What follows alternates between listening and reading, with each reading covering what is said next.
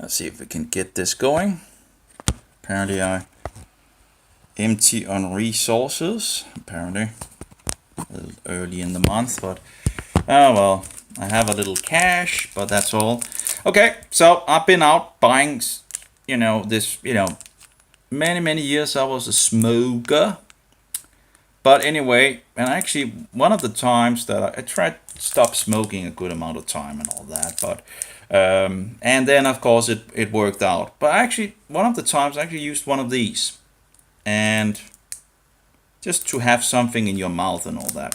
So anyway, I was looking around and I bought this little thing, and I wanted to try and test out something because Bryan Ardis says that nicotine is not addictive.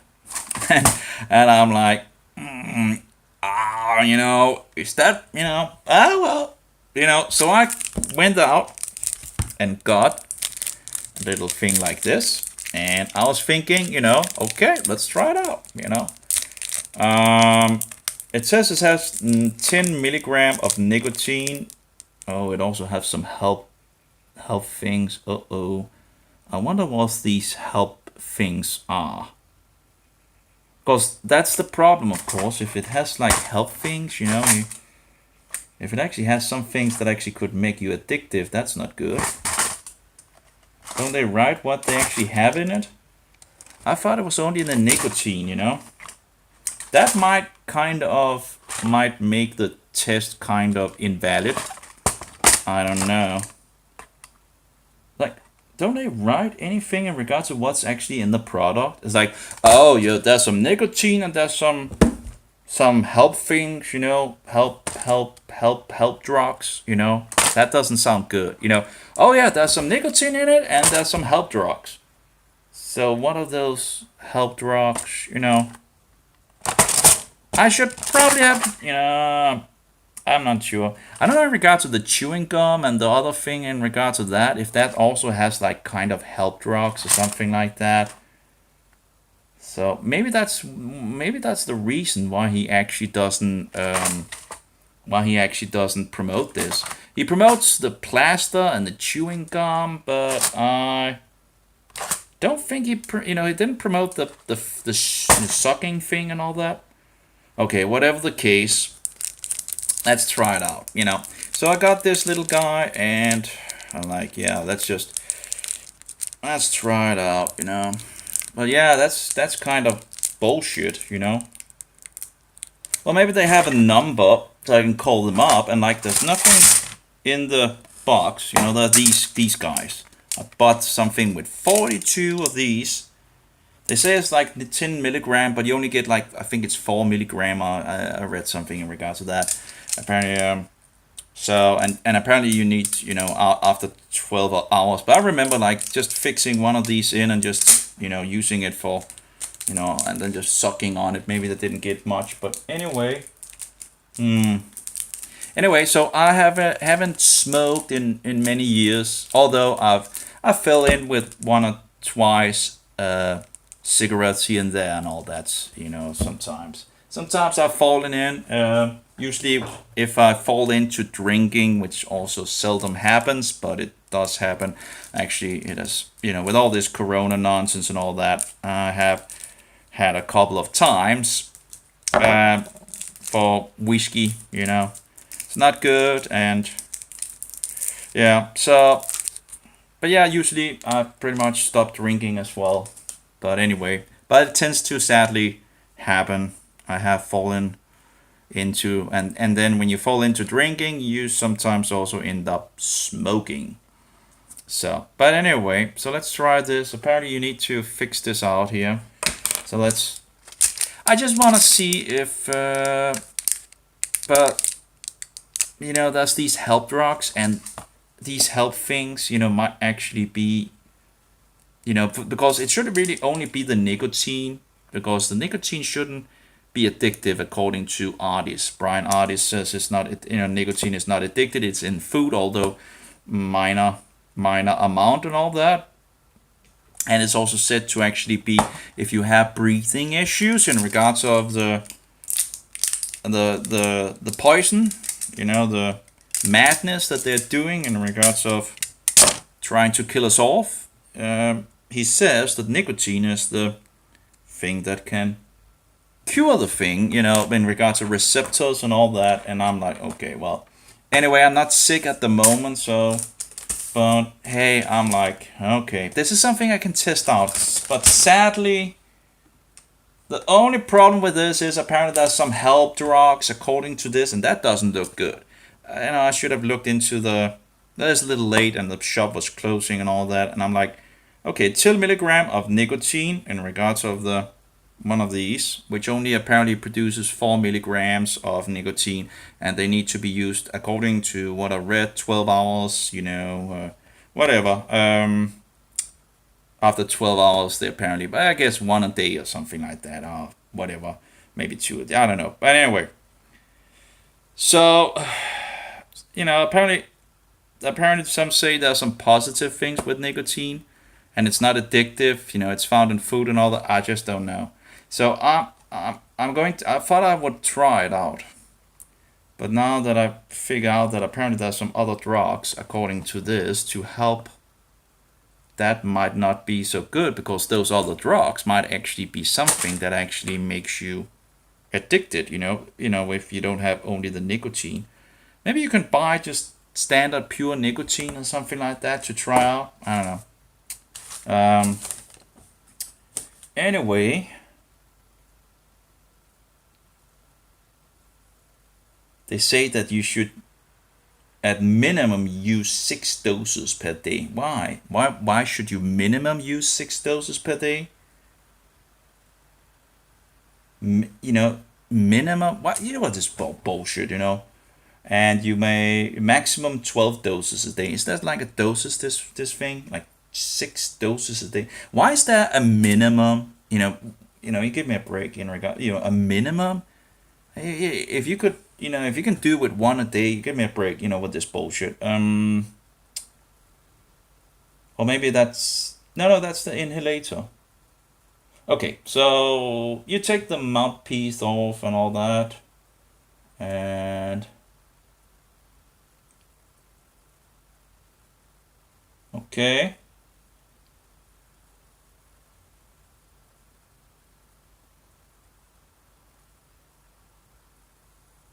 Okay, so you just, you know, pretty much just put it in. I'm not sure if there's any direction. Doesn't really seem so. I guess you just put it in. Okay. And then you, I guess, just press, okay, and turn around. Okay.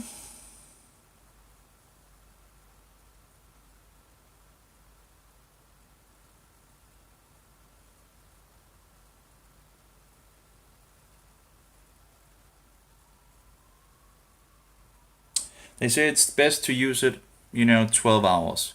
But anyway, let's try it out. Let's see how that goes, you know.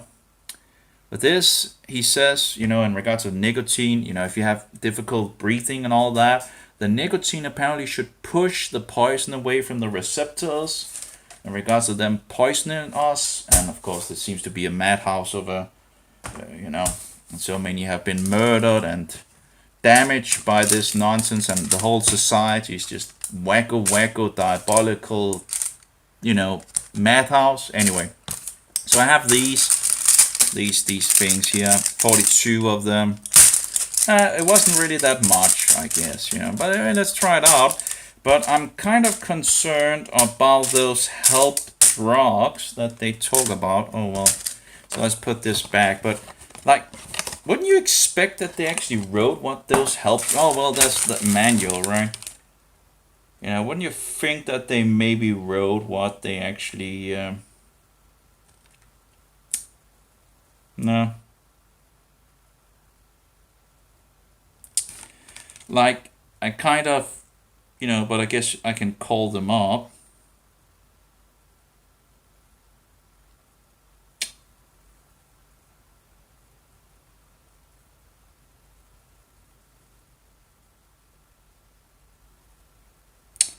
So again, you know, I don't know why this health thing should actually be, okay, this is like in another language. but I don't get it, you know. Some other health drugs? Are you kidding me? Is that what, you know, again, this garbage? Oh, there's some other health drugs in it. You know, and what are those health drugs? You know, you gotta be kidding me. Could they be, you know, could they be addicting or something like that? You know, like the cigarettes. According to, it's not the nicotine that is addictive. It is all those, you know, when you put these 600 other things into it, that does a lot of bad things. And when you apparently burn it and smoke it, it can generate, thousands of, it talked about thousands of different, whatever. Let's try it out. Okay, well, we'll take a suck. Wow, that actually reminds me of smoking. Yeah, you get the. Oh, that was fast. Wow. Oh, that was really fast. I already felt pretty. Wow. Relaxing. Oh, it's raining outside. I guess I went out before. Let's try again.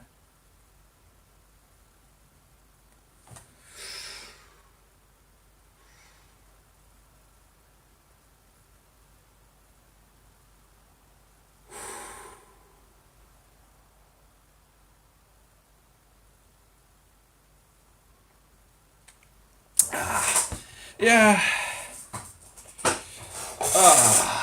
That's actually pretty relaxing. Oh yeah. And we had the rain.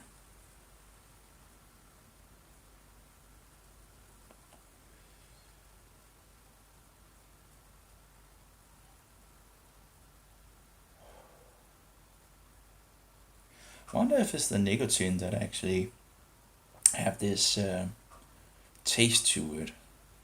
It does have a little of the roughness like smoking.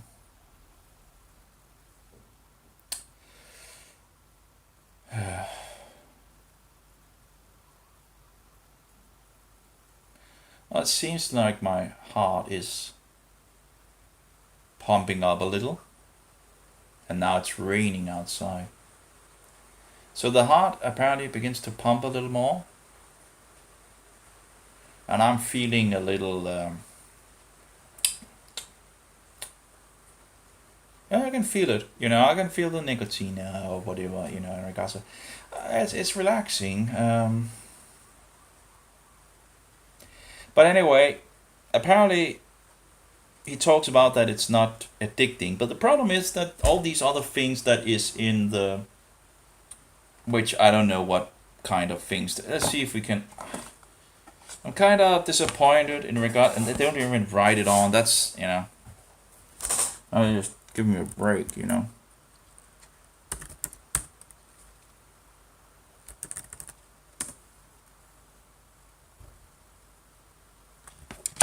I know they have a web page, so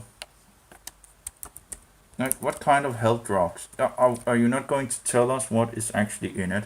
Is that a secret? You know, give me a break with this bullshit society. You know, if you're selling something, you should, you know, and have some. Oh, we just have, you know, selling something, and we'll just sell. Well, we, you know, whatever. Anyway,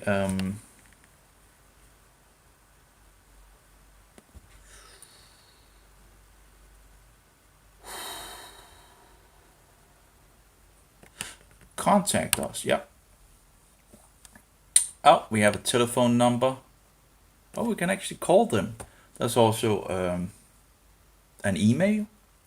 So like, hey, what kind of other drugs? You know, because apparently nicotine is not said to be a drug, as I understand it. It's actually something that the body can use, and apparently in the health, you know, apparently they made some.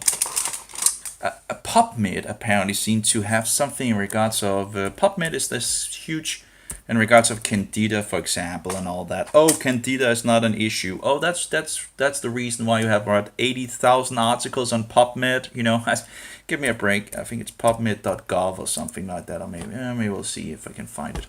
Yeah, PubMed.gov, and let's search. I just search on candida first and see how many articles there actually is. Oh yeah, 82 82,401 articles about Candida, but that's not a health issue, of course. No, no, no. We don't have any problem with that.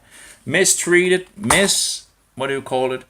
Misdiagnosed, mistreated, and just ruined by the medical industry, the medical mafia. And people are getting ruined by the disgusting experimental Nazi snake oil poison, that just incredible why they would trust that diabolical system. Anyway, let's search on nicotine, health benefits of nicotine or something like that. Health benefit. But maybe I could actually just get nicotine without like this. But I'm like, if I need it, if I'm going to take some nicotine product, I don't want to use a plaster or chewing gum. I just want to suck it, like the good old days. At least at least you have that thing of in regards of doing something with your fingers. Now, probably should be a little careful in regards of this. Maybe I will get addicted, but then we'll see. I want to see if it's true or not. But again, apparently it has these other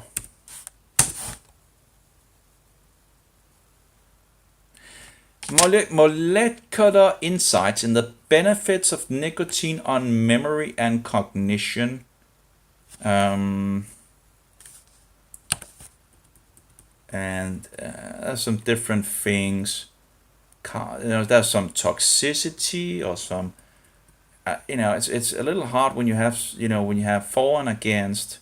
In regards of getting addicted, which apparently in regards to these other drugs could actually be the thing that is the addicting thing in regards to this. But in any case, if they try to poison you again, apparently this should be the one thing that can save you, apparently, right? So if you can't breathe, what you do apparently is just, get some nicotine accordingly. And it should take around 45 minutes or so, and you should be able to breathe again. Probably could have saved my earthly father, who's now dead, thanks to the medical system. Medical mafia. Disgusting, evil, wicked system.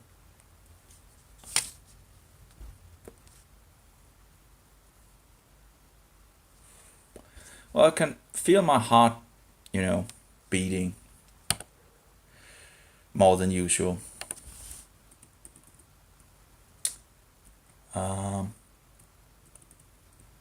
So that's at least doing more. But the problem was, according to some of the information, is that the nicotine companies, the problem with the smoking was that it wasn't addictive, by its standard. So they put these 600 different or up to 600 different chemicals and whatnot into the cigarettes. And apparently we have some issues in regards of. And apparently those drugs and these things made so it became addictive. So of course the question is, in regards to these things that they have added to this, are they addictive?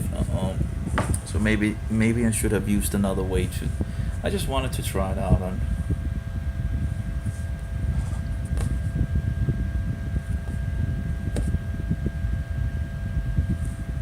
We'll see. It's scratching the throat. I wonder if that's the nicotine, or if it's some of these helpful whatever.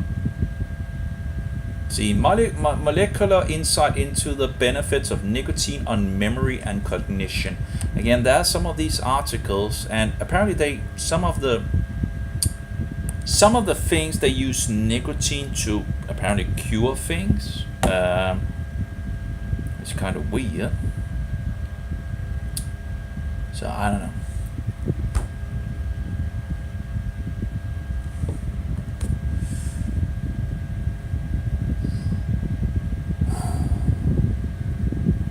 Yeah. Why don't they have a list of all these other help? Yeah, I don't get it. kind of ruined the experiment somewhat. Although we'll see, you know, I can do this for a week or so and see if I feel any addiction after that. If I get like a, you know, afterwards. So we'll see.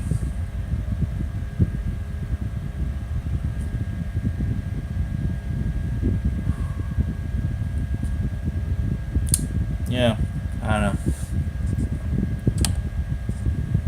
Oh, it is relaxing, you know, even if the heart begins to pump more.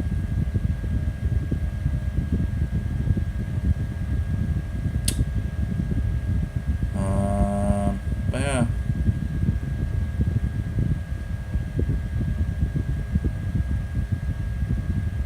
We'll try it out.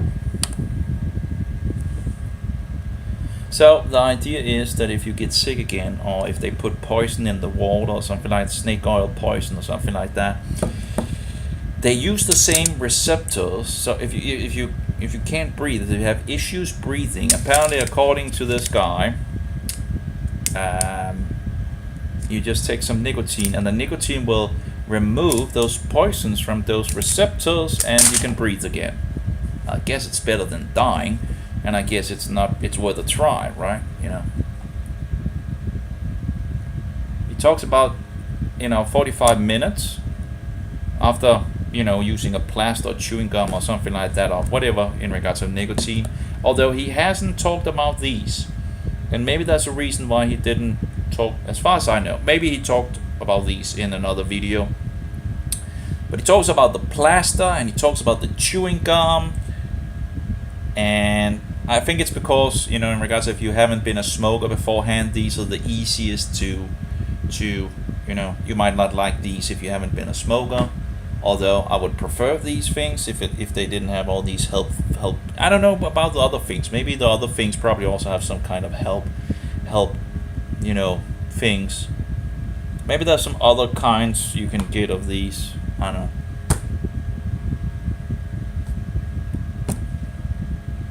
Yeah.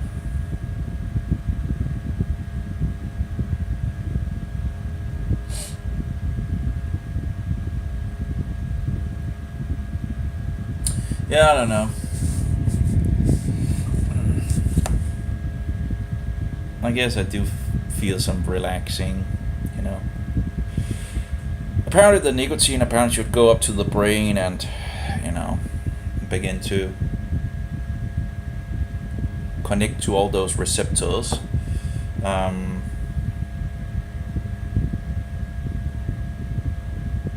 see.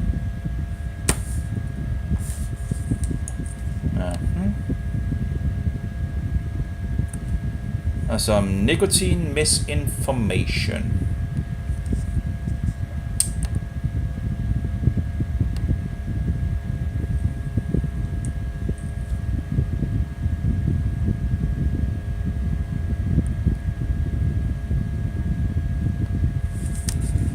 Okay, let's see here. Benefits of nicotine for, what do you call it? For sickness. Well, I guess he has the sources.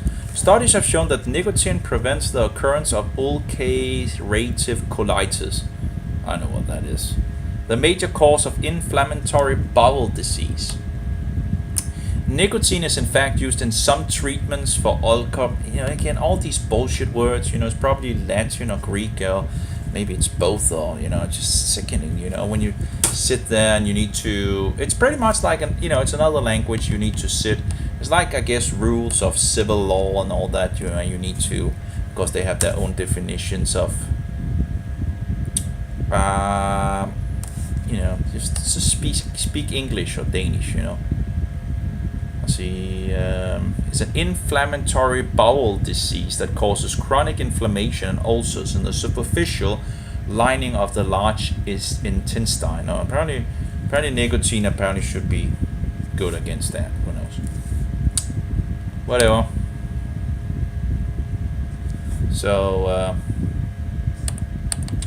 But they talk about other kind, and apparently, apparently the dose, according to, seem to be higher doses that you need. That's typical also with the vitamins, right? They use a very minuscule dose of vitamins and all that, and then they don't see anything, and they say, well, it doesn't work, right? Like, see, we tested it and we didn't find anything. Well, what kind of dose did you use? Oh, you didn't. Okay. You used a so small a dose, so that's not a difference. Oh, yeah, we have. What is the use of nicotine for COVID? Actually, well, I'm on Google. Let's see what it says, because Google is a depraved, sick search engine. Okay, and that's my mistake of actually, because all the browsers tend to want to use it. Nicotine is a cholinergic agonist and pro-inflammatory cytokines inhibitor. Some authors present that smoking and nicotine reduce the amount of the ACE2 receptors, which are used by the novel coronavirus to enter cells, while others claim that ACE2 receptors are upregulated in smokers. And this is from PubMed, actually. The smoker's paradox during the COVID-19 pandemic, in regards of, that they apparently didn't see so many smokers in regards of, which, of course, if it's actually snake oil poison that they either spray out or put in the water, so we ingest it, who knows.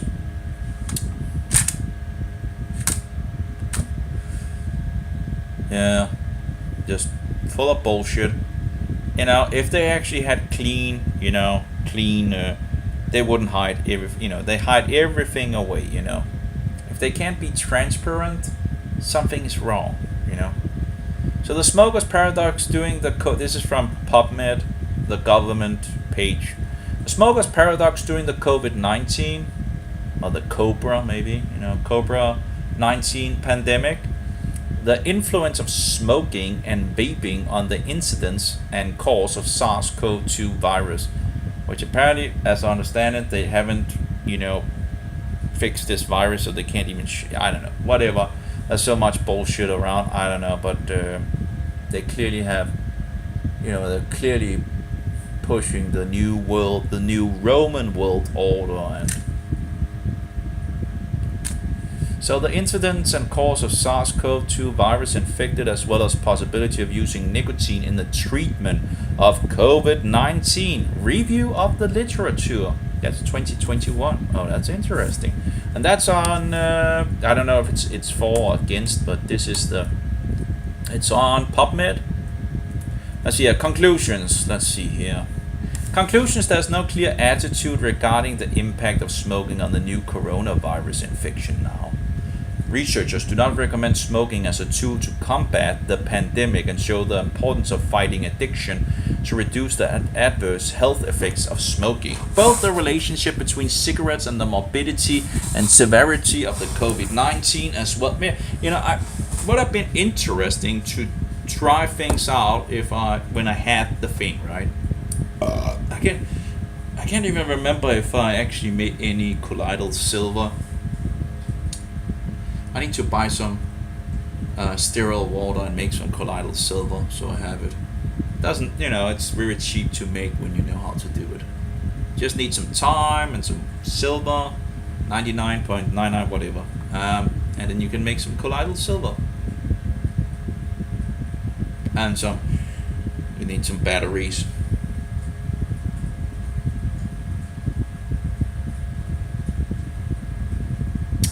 Both the relationship between cigarettes and the morbidity and severity of COVID-19, as Cobra-19, let's just call it Cobra-19, whatever, as well as the possibility of using nicotine in the treatment of the disease require further analysis. Oh, so they didn't even give a good, it just requires, we need to further dig into, give me a break. You make a research and you can't even figure out if it's actually,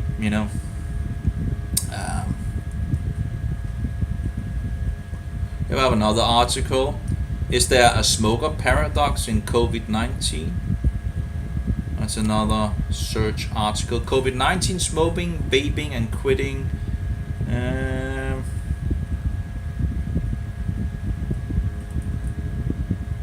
But it's like, if you can't breathe, why not try it out? It's what's the worst thing that can happen? If you can't breathe, you have an issue, right? If you can just take some nicotine and maybe be cured in 45 minutes, and breathe again, it's better than being killed by the medical mafia when they put you on all these sucking devices and drug you to death, Disgusting. It's disgusting to know what people do to other people. Absolute disgusting. If you want to be a murderer, just become part of the medical system. So-called this medical mafia. And when people stand up for the truth in regards to this sick system, they're killed. They're murdered. The last one that I know of was the Mohammedan guy who stood forward against these things. Dead. Then of course we have the one, she's dead as well. And I can't remember the name of that woman. So that's very annoying. So I can't really find her. Things tend to disappear on the internet, All those people that has died since, like 9/11, JFK, and all that. It's the Satanists. They don't care about us. Beneficial effects of nicotine. Let's see here. Well, here. See here. Here it's like, they say, it's like, it's really weird, They say nicotine and tobacco brings illness and death to millions of people. But again, is that the nicotine or all the extra drugs, like those 600 different extra things they put into it, Yet nicotine in its pure form has the potential to be a valuable pharmaceutical agent. Yeah, apparently it's also in food, although in minor. Nicotine fairly specifically binds to the cholinergic nicotinic gating site on cationic ion channels and receptors throughout the body. This action stimulates the release of the variety of neurotransmitters, including especially catecholamines and serotonin. When chronically taken, nicotine may result in 1. Positive reinforcement. I don't know what that is. 2. Negative reinforcement. You gotta be kidding me. So we have 1 positive reinforcement and 2 negative reinforcement. Are you kidding me? 3. Reduction of body weight. Well, it's surely easy to get. I know also one of the reasons that might be is because you need something for your mouth, right? And if you will then begin to eat, for example, instead of, usually when I was a smoker, I didn't really eat much because, when you are hungry, well, you just, the hunger was replaced for the thing for getting a smoke, So,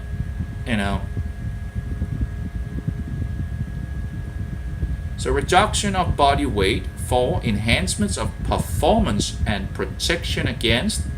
So there's 4 enhancement of performance, and what kind of performance, and protection against 5 Parkinson's disease, Tourette disease. Oh, that's number 5, Parkinson's disease. So it's the protection against 5 Parkinson's disease, 6 Tourette's disease, 7 Alzheimer's disease, 8 ulcerative colitis. I think that was in regards of the. I need my medical. I had this medical on my mobile when I researched fungus and all that in regards of Candida albicans, which also is called something else and all that. A fruit fungus. Loves sugar. It was known beforehand as a fruit fungus. So I don't know if it's then found outside of the body as well in regards of, I don't know. But in any case, it was known as a fruit fungus and was called something else that I can't remember. But if you know the name, you can also find articles in regards of that in the past, before it was named Candida albicans. And Candida albicans is the number 1 candida in regards of issues for humans. Loves sugar, alcohol, and lots of people have fungus issues without knowing it because the medical mafia tends to work with fungus to kill people off and all that. So anyway, Alzheimer's disease.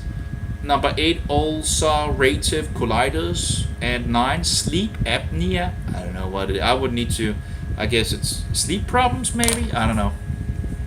I feel like my throat is a little hot, it changes a little in regards to my voice. Sleep apnea is a potential serious sleep disorder in which breathing repeatedly stops and starts. Okay. Apparently that's okay. If you snore loudly and feel tired even after a full night's sleep, you might have sleep apnea. I don't know, I'm always tired when I wake up. I was only in regards of all those vitamins I did many years ago where I had 2 or 3 days off. I never have it, so wonderful as far as maybe when I was a child, and I couldn't get to that point again, and it's so expensive to try all these things. I should have written down what I did. I know I took a huge amount of doses of vitamin C. Now I have just been out getting some other stuff for another vitamin that works with vitamin C, and I was thinking maybe that's because I've tried a lot of these different vitamin B's and all that. I haven't gotten to the point of that wonderful feeling I had many years, over 10 years ago, 15 years ago, I can't remember. But I just hit the right spot apparently. And one to two things of a beer and ruined everything. So sad that I had a friend that ended up what do you call it? I wanted to have a run. I felt so energized. It was incredible how much energy. And you just woke up in the morning. I slept like a rock. I woke up and I was just amazing. Absolutely. I didn't need any coffee when I slept. I think that's what they call an human in regards of, what they call like when people wake up in the morning and feel just, totally. I think those people that doesn't have it like that, I think it's a medical thing. I think it's in regards of something that is wrong in the body. I don't think that's a thing, but the medical, the system, the society loves to make us sick. So the reliability of these effects varies greatly, but justifies the search for more therapeutic application for this interesting compound. Okay, here we have another one. The role of nicotine and nicotinic mechanism in neuropsychiatry disease. Also in regards to it's said to help short memory as well.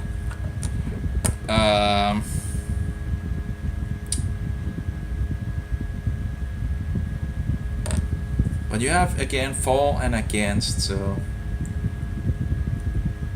the reality of the beneficial effects of nicotine. Let's see here what it says.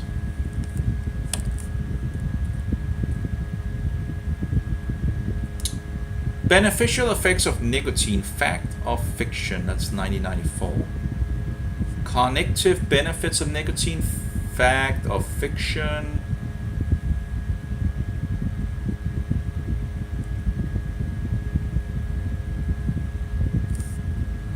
Well, apparently, as I understand it, the nicotine is now traveling around in my body and fixing it to all those cells, all those receptors. So yeah, I feel pretty good. I don't feel bad. Of course, I'm a former smoker, so it's not like I haven't tried having.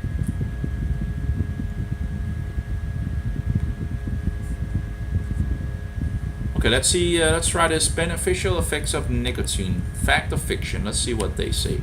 The same with the fungus thing. There was clearly some of those PubMed articles that was lies, and not true. The same thing with the essential oils, where they try to scare you into, you might, they will tell you that you can die and all that. I haven't died yet in regards of essential oils. I have felt poisonous in regards to some of them. I can't remember. I have one of the essential oils that I've, you know, in regards of feeling poisonous is it's one of the herbs actually that you usually eat. And in regards of its oil form, which actually is said to be one of those that you can take orally, but I feel poisonous like 24 hours or something like that. It's really, and you just need a very little amount, and then I just feel poisonous. It's not really. Oh well. Anyway, I got some C vitamins and some I don't have apparently any more money. Apparently I'm dry. Besides the last remnant of some cash. So this is vitamin C, and oh yeah, I also got. Apparently they have begun to sell oregano oil. So I got some oregano oil because oregano oil is wonderful, very powerful, but very nice. Full of antioxidants and phenols and all that. I didn't get the rest of the things because apparently I didn't have any more money. So I only got the C vitamins. I got the thing here, the smoking thing, the C vitamins, and the E vitamin. Okay, I didn't really get the other. Okay, I at least got one in regards of vitamin E. I don't know if it will work, but apparently vitamin E is reactivated by vitamin C. So they work together. So this apparently vitamin E is a very powerful antioxidant, although that, as I understand it, actually is different kinds of vitamin E, if I recall. Doesn't really say. It just say vitamin E alpha tocopherol.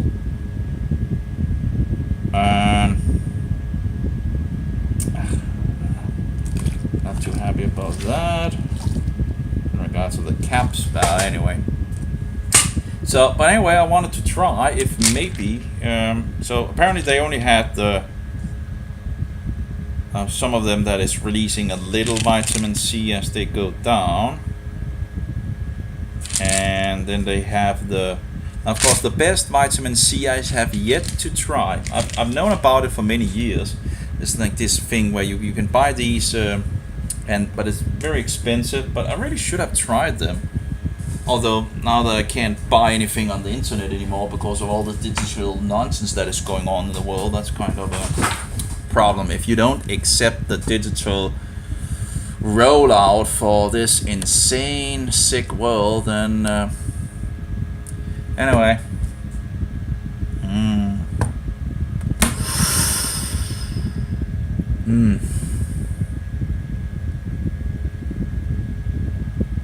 Yeah, it's good. Good. Yeah, it's good. Maybe we should probably. Oh yeah. Let me see if I can call them up in regards to this. Anyway, we'll try this for a week or so or something. I don't know how many of those, but at least I fixed one of them, and I have 42, I think, of them. 42. I need to figure out something in regards of how many. It you know, it's 4 milligram that it releases, and so much in regards to so many smokes and blah blah blah, whatever. We'll just try it. You know, if it's really addicting, I should become addicted to it. We'll see. But you know, we'll see. I don't know. Oh yeah. So I got some oregano oil. That's one of my favorite essential oils. You know, if you take one drop directly, it will blow. You know, it's a very, very hot oil, and you really should be careful about that because usually you will need some water to. Well, you know, you can dilute it in a water bottle like this, for example, or this one. I've just tried these guys, and you know, but these were my personal favorite. Because apparently some of the essential oils tend to erode the glass bottles that I used in regards to the top and all that. So I found out these, I don't know if they erode anything, but it doesn't seem so. At least you can't see it. But the other ones where they had this soft thing to the closure, they erode that, and of course that's not so good. Yeah, I don't know if I should do this because it's going to get hot. Anyway. There we go. Yeah. And that's going to be.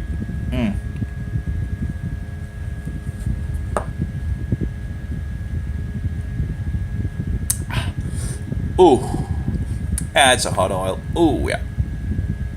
So don't do that.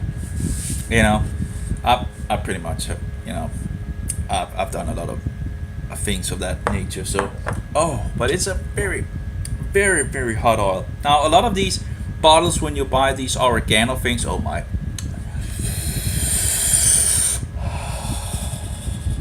Woo! It's not like chili, but it has its own flaming power, in it. You can really feel it.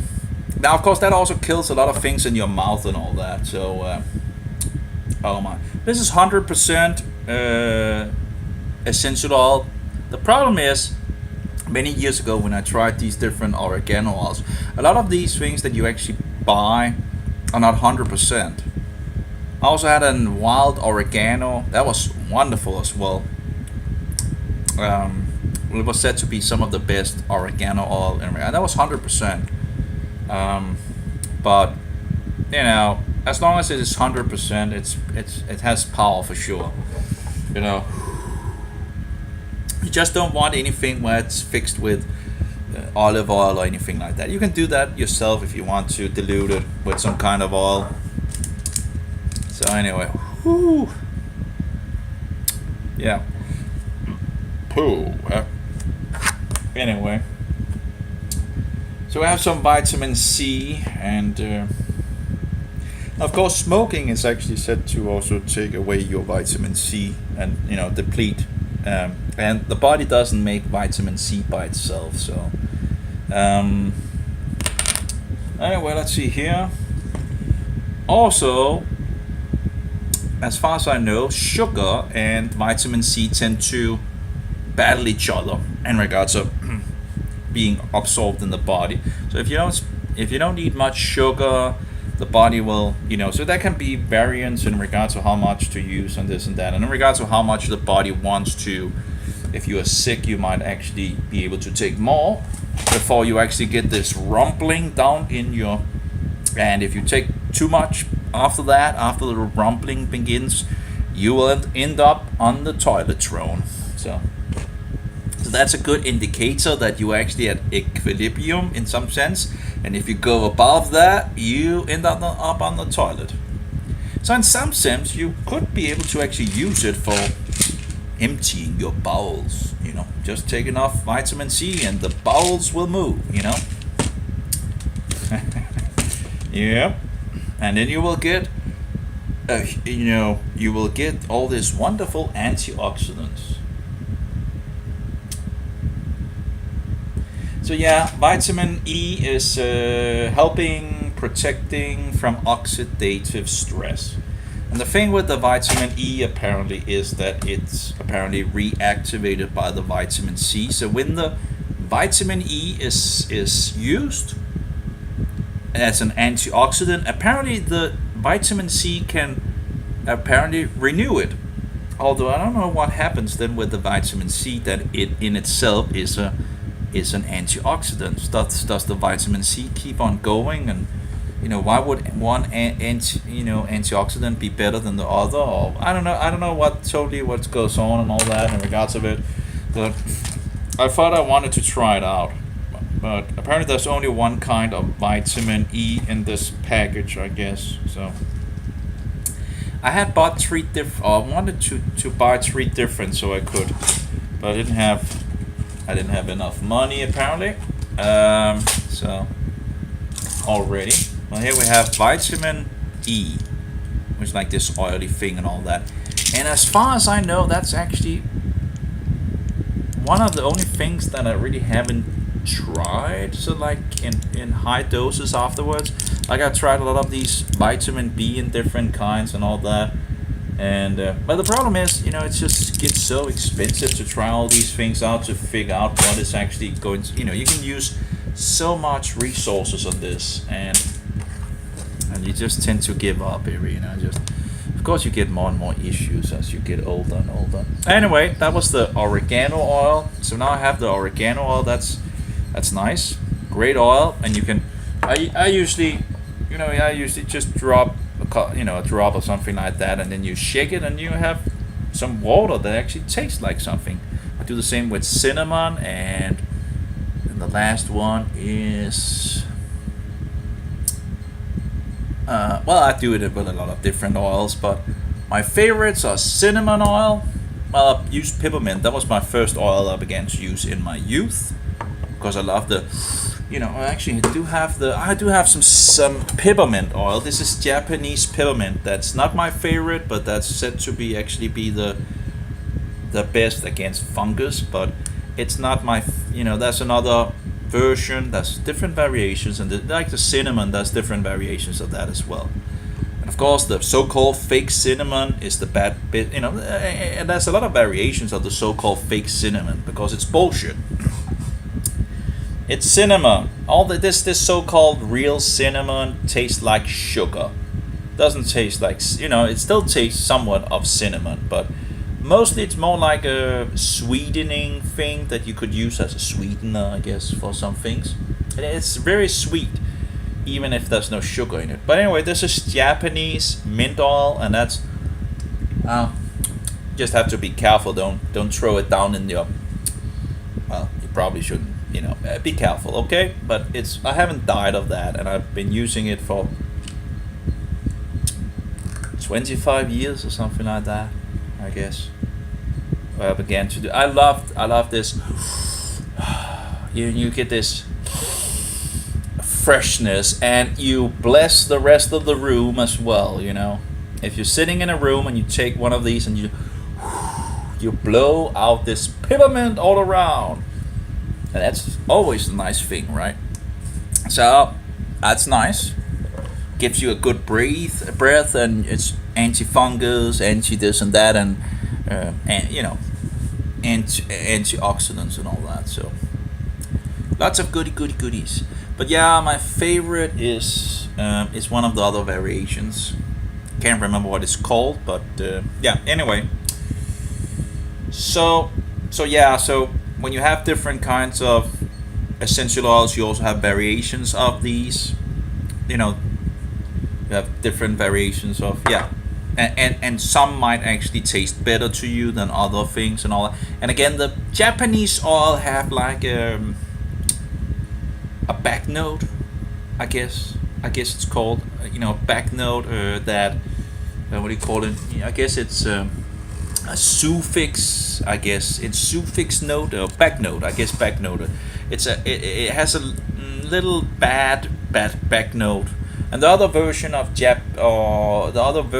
of mint that I like, it doesn't have that. It just have the freshness and all that. I tried crystals as well, peppermint crystals. That's pretty, gives you a huge, but I'm not sure that actually,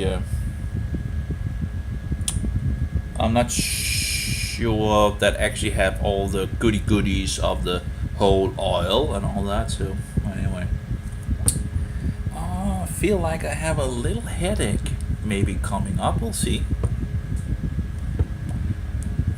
I don't know if it's a nicotine or what, but anyway. Oh yeah, feels pretty good.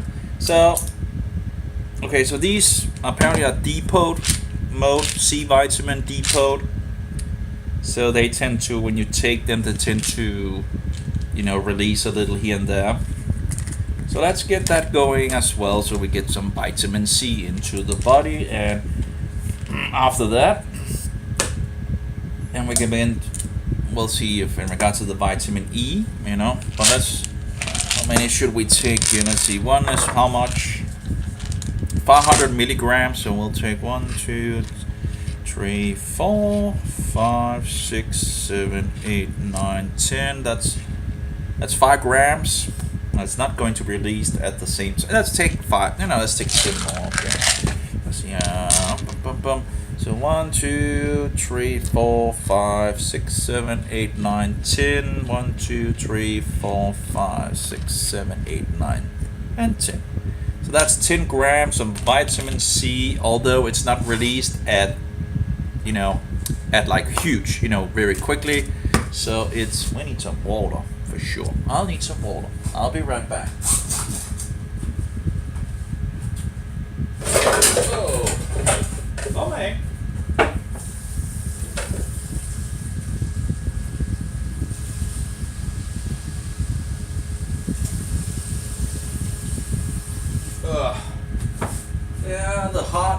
pumping a little more than usual. That must be the nicotine.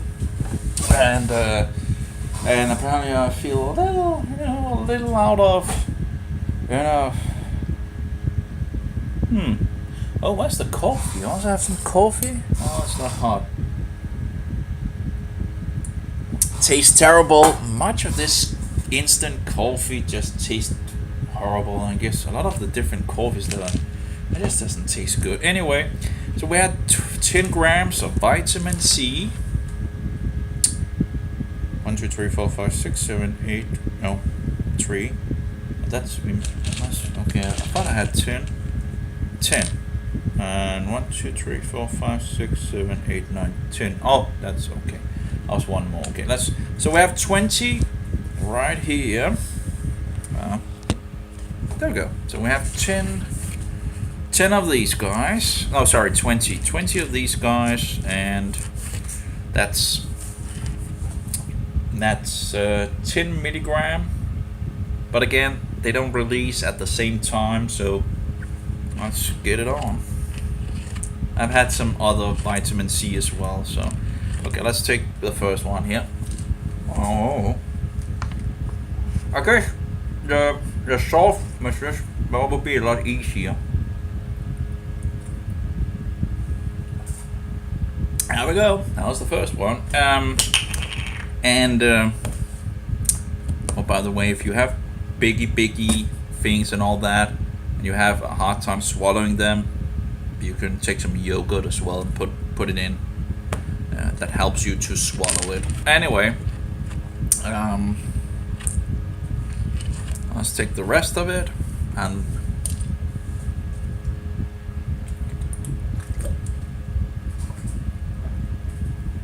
that was pretty easy. That was, just need to give the motion there, and there you go.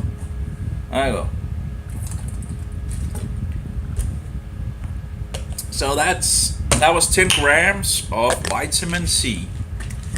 It depends in regards to how much vitamin C and all that. That depends on different things.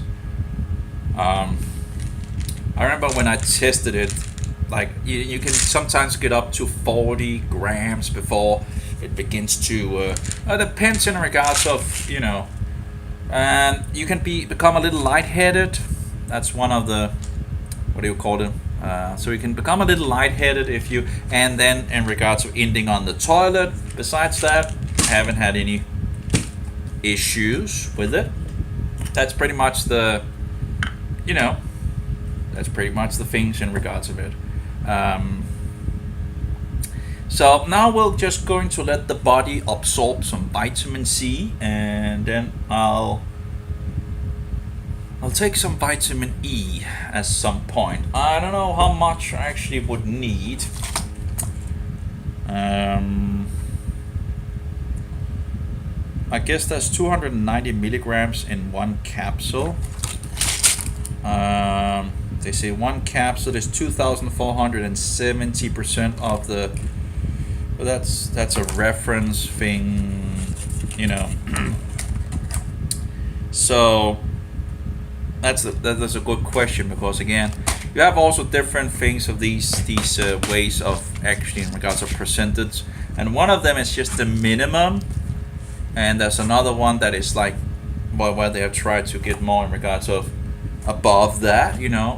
As I understand it, the first one was just the minimum to keep people not getting sick. So that was minimum doses and all that. So there's some different levels of that in regards to the percentages and all that. So they can be kind of a little misleading as well. I know some of those that use vitamins and these and that to cure things and all that, they tend to use high dosages of different things and all that, depending on what it is and all that. But I haven't, there's so much in this world and so many lies, so many deceptions. So I really haven't had, some alcoholics. There's books in regards to alcoholics, in regards to what vitamins they need to take and all that apparently should help them with what damage they have done and all that. And that would probably be something of that level I also would have. But you have different things that can be problematic. Yeah. How interesting. I had a hard time finding vitamin E, in some different shops. But apparently Matas have three kinds, so but everything gets worse and worse and worse and worse, I guess, these days. Oh, anyway, what is this?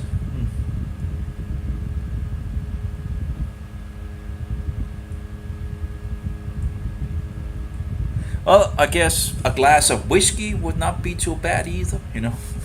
Well, probably shouldn't do that. Anyway, I don't have any whiskey in either one. But anyway, so I wonder if that's actually.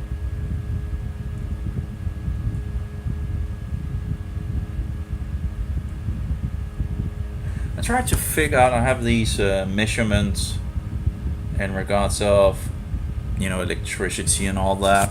Let's see here, and I have wondered what that. Oh, it's a little hard to actually see.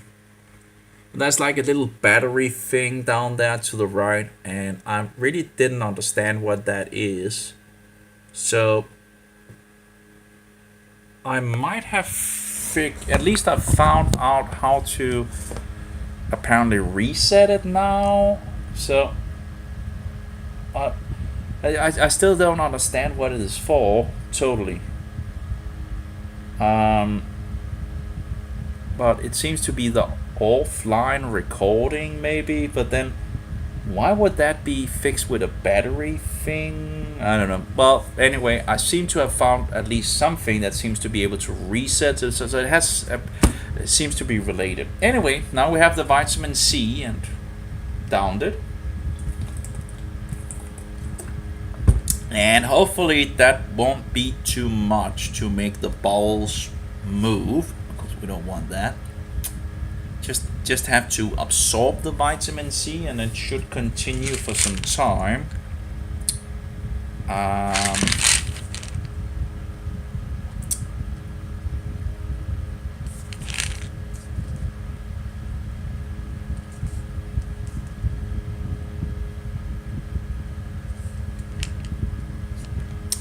Well, they say you shouldn't take more than one. But anyway, yeah. I kind of have taken a lot of vitamin C in my, testing of different things in the past. So it's hard to get high doses of vitamin C. I did find something that actually has a huge amount of natural vitamin C, but the problem is if you eat too much of it, you feel like your teeth is going to jump out of your mouth. You feel like the teeth is falling out of your mouth. So that's not very. It is not very nice. It's green peppercorns in regards to you get these things, and you open them up, and there's these green peppercorns. They have a lot of vitamin C, but the problem is, I found out is that, and they don't really taste that good either, really. But the problem is that it can feel like your teeth is, and it's not very, and it goes on for a long time before it actually stops. I'm not sure what is in those peppercorns that actually make you feel like that, but that's a good amount of vitamin C in it. So, but yeah,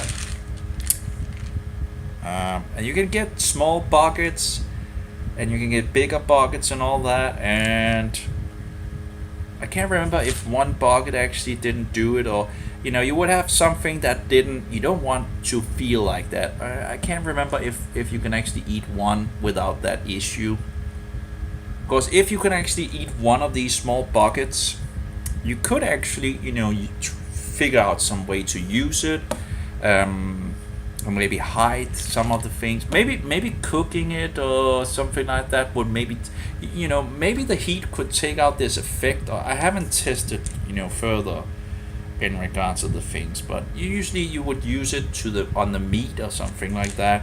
When you're only one person, you kind of have to eat it all when you don't have a refrigerator and all that. So anyway,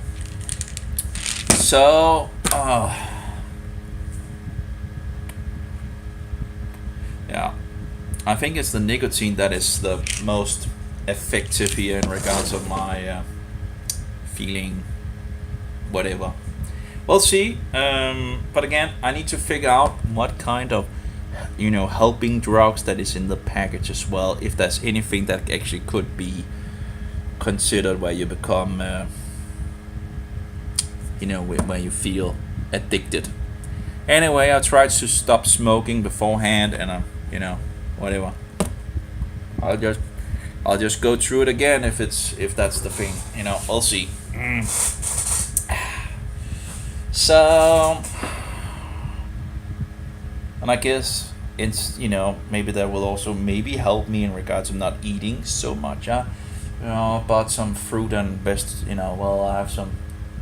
I'm trying to get away from all the bad foods. I ended up in a lot of bad foods, and that's not good. All these things that has happened, so many things, it's just incredible. And the people are just full of garbage, these days. We can see where it's going. It's not going to become better. It's only going to become worse. So, I do feel.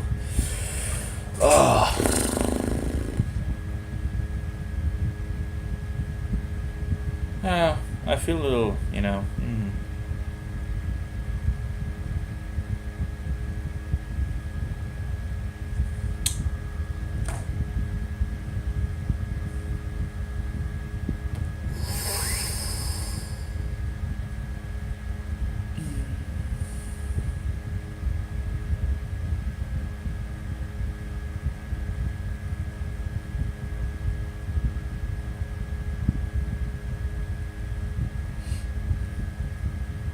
I feel kind of, relaxed. Oh yeah.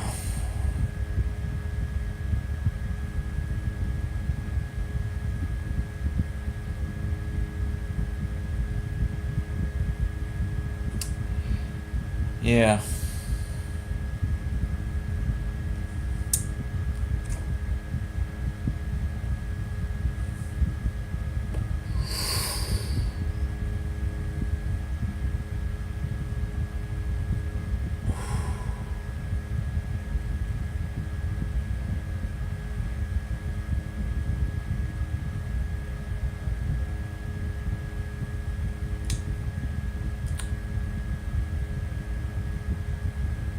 It does feel like it's relaxing the body.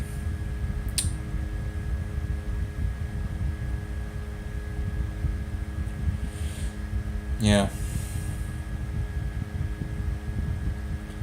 I feel pretty relaxed at the moment. I can still feel the heart beating a little harder than usual. The brain is also a little. It's like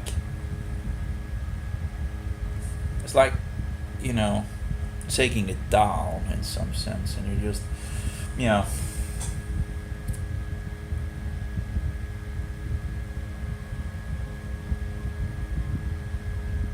like giving you a break in some sense.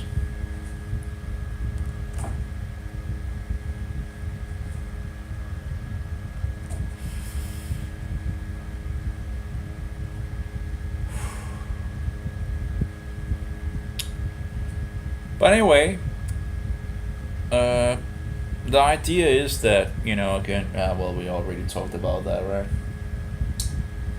But however they get this poison or whatever, according to Ardis, however they do it,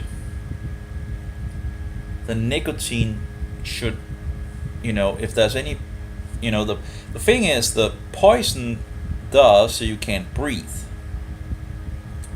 They get those receptors, but those are the same receptors that the nicotine is using. So if you have some of these poisonous things on the receptors, the nicotine goes and push it off, apparently. It's very interesting. And that's the reason why it apparently should work very quickly.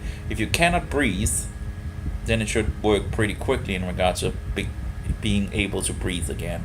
So if that's true, That'll be so interesting, right? It's a diabolical world. Absolute diabolical world. Anyway.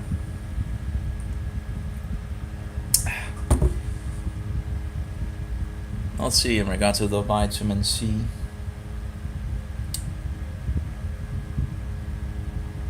Yeah, I can feel my heart beating. I can feel my brain is like, leveling down. My body seems to be more relaxed, although my heart is pumping more. So.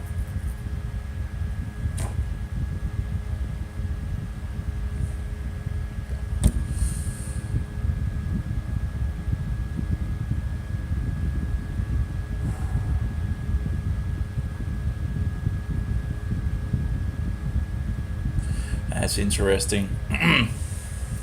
if it's really in regards of if that's true, in regards of some of these things that are being said, it's like we're just lied to. There's so many deceptions. It's hard to figure out. So many liars, so many deceivers, and they just keep quiet, right? Apparently, when you work for some of these companies and all that, apparently you sign things so you're not allowed to speak about what you. That's disgusting. If you're one of those whistleblowers that breaks out and tells the truth, you might be killed, murdered. They tend to do that.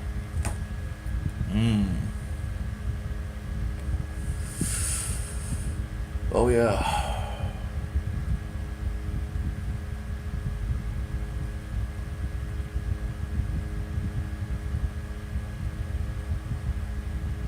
Yeah, it's relaxing.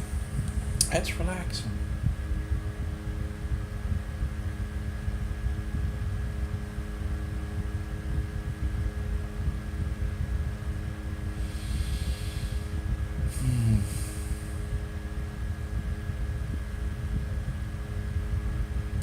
Yeah.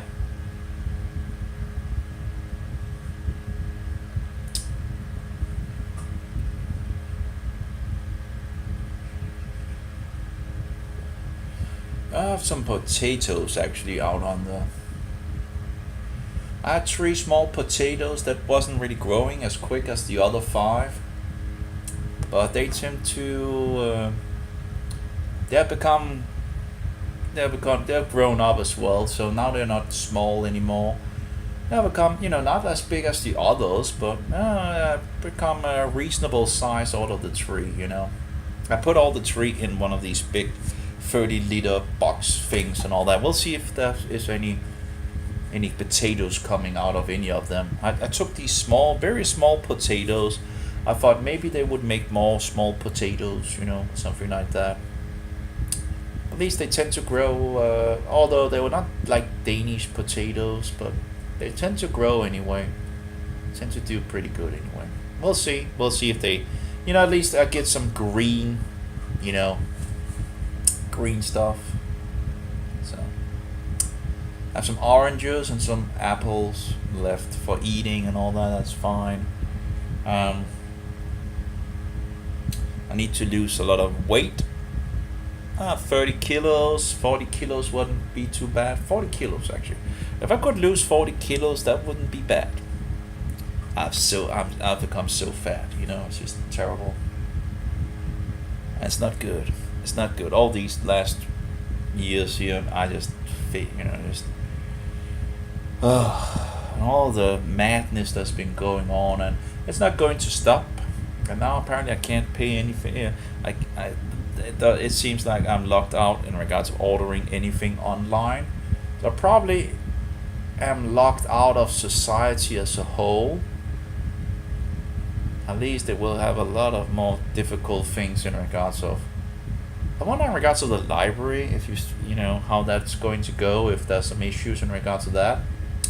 Of course, it's also harder to get cash in Denmark because we are like a front runner of, well, at least at some level, front run on all this digital nonsense, and they're doing everything they can to take away physical cash, anonymous cash.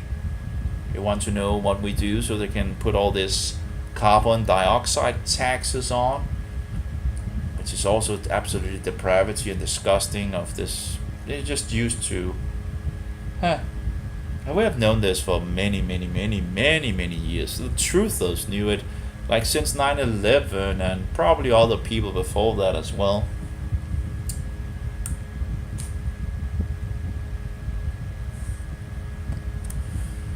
Oh, it must be the vitamin C that is working in regards of gassing a little here. So we'll see. We'll see how far it gets to. I guess you have to be careful actually in regards of pressing things up if you have taken too much vitamin C, because you might actually end up with damage, and that's not so we have to be careful in regards to the vitamin C, in regards to that. If the vitamin C, if you get too much vitamin C, it will will move the bowels, which again, I'm thinking, like, if you actually have something in regards of, that you need something to just move your bowels, vitamin C might be a very easy way to do it, and a healthy, you get all this, you get to the equilibrium as well, and the equilibrium is actually, as I understand it, where it also presses the vitamin C further in to the cells or something like that. That was something about that. So you actually need to also get to a specific point where before it actually begins to also further press the cells into, and that's actually a good thing. So if you actually get to that point where you actually would use it as a, you just get a, I guess a bonus in some sense. So now, of course, the question is in regards to the vitamin E, because again, the vitamin E should be activated again and again and again. Well, I feel pretty good, I feel relaxed.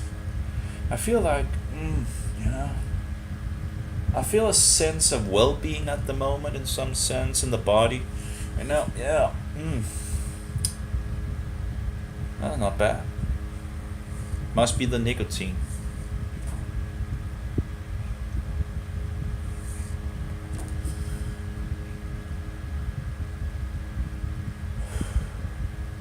Yeah.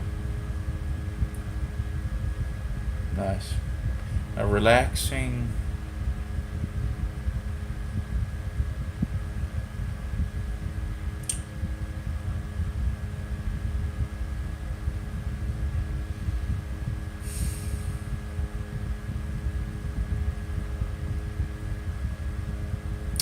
Oh yeah, that's good.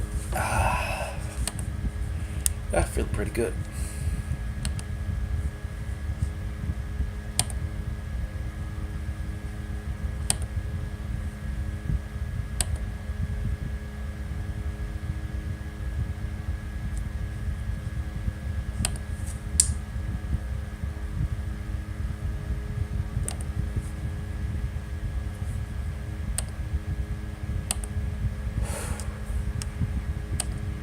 We'll see. Yeah, it's good. It's good. It's good.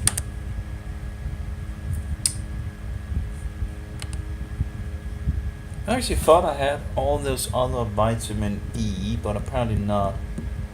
I bought what I could. I took the vitamin C and the thing here I wanted to try out, and of course that can probably have to a lot of days. Just one a day I guess will be fine.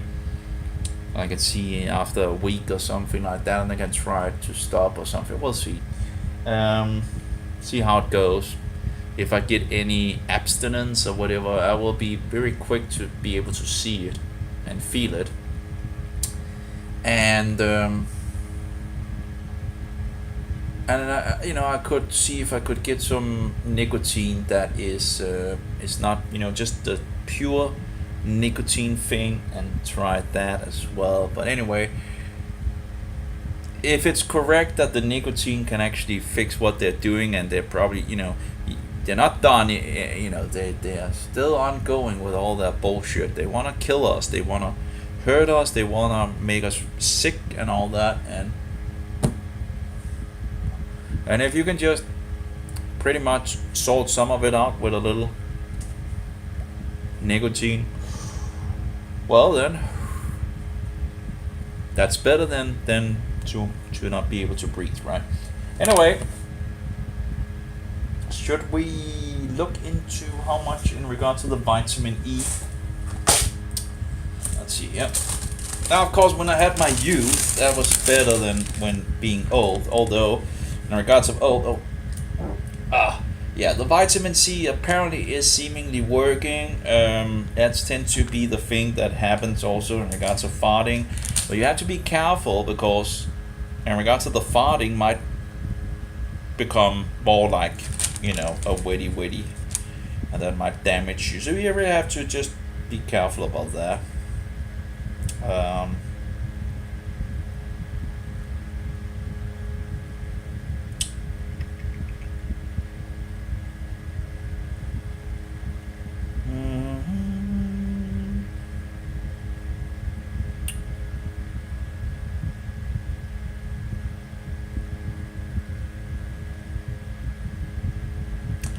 Oh, you can eat, okay.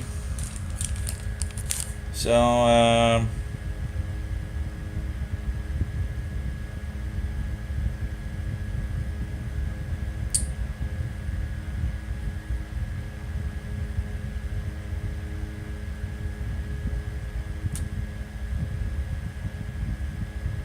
it says this says that they only contain nicotine, and that's that tobacco contains both nicotine and many other damaging chemical drugs. As far as I understand, up to 600 different things they put into, and actually, as I understand, they actually put it into the tobacco to actually make it addicting. So what what we hear from Ardis is that nicotine by itself is not addicting. Isn't that if that's true? Wouldn't that be interesting?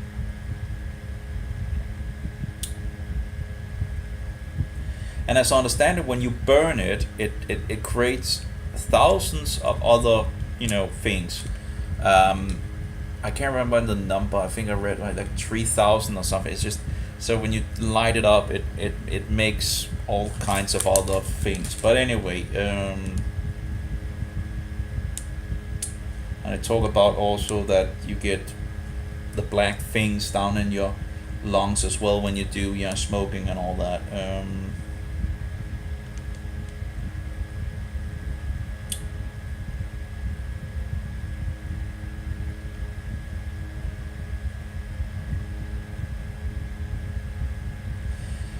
But why would they say there's only nicotine in this product if they actually say that there's some help drugs to it on the outside? I don't get it. How does that how does that work up? It's like conflicting data, right? You say one inhalator, 10 milligram of nicotine and help drugs. It's like health drugs, and then it says here there's only nicotine. One of the informations are clearly not. Give me a break. How is it? How is why is it so hard to just be honest? It's like there's so much bullshit in this wicked world. So.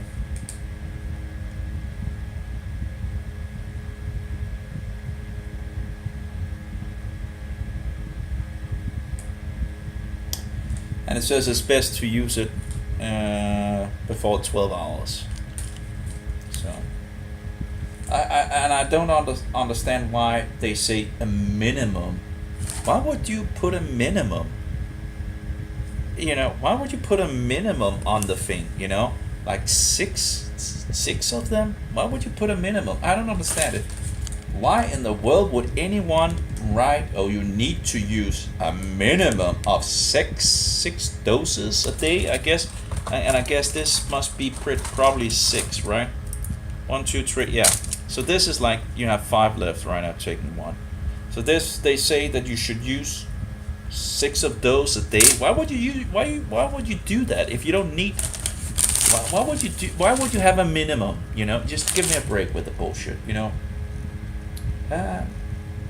So you have to use a minimum of 6 doses and a maximum of 12. Why the minimum? It's bullshit.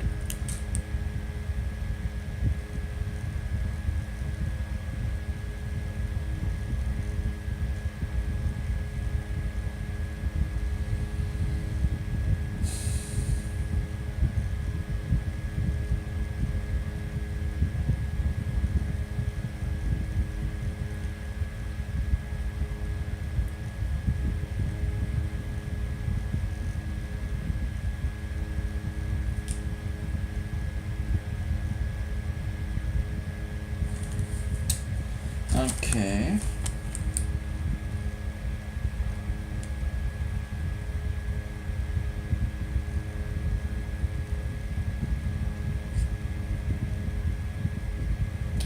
It says the active drug is nicotine.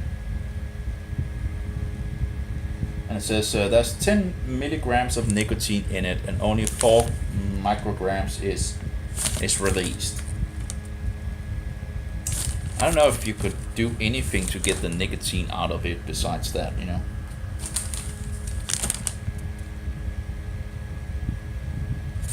Oh, we have something here. Oh, well. Oh, my. Okay. So here it actually says something else in regards of... Let's see here. It's like, why would they say on the one information that there's only nicotine and, you know... And then actually, let's see here.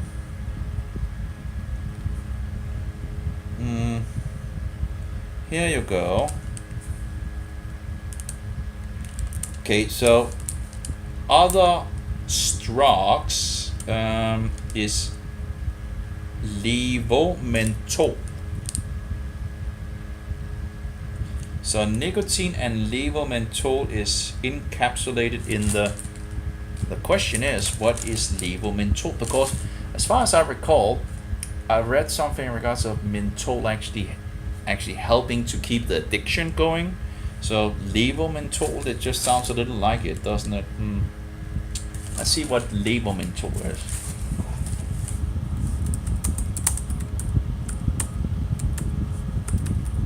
Why can't you get it without it?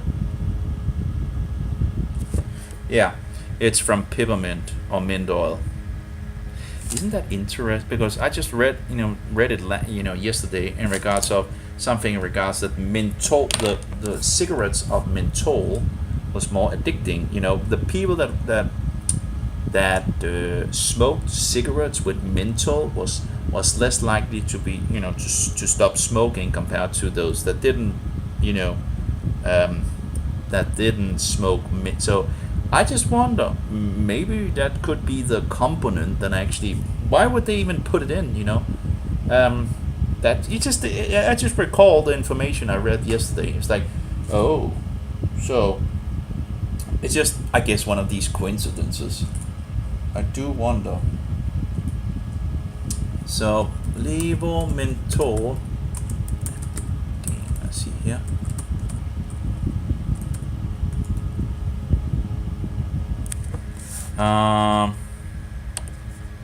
It says its anti-irritating properties.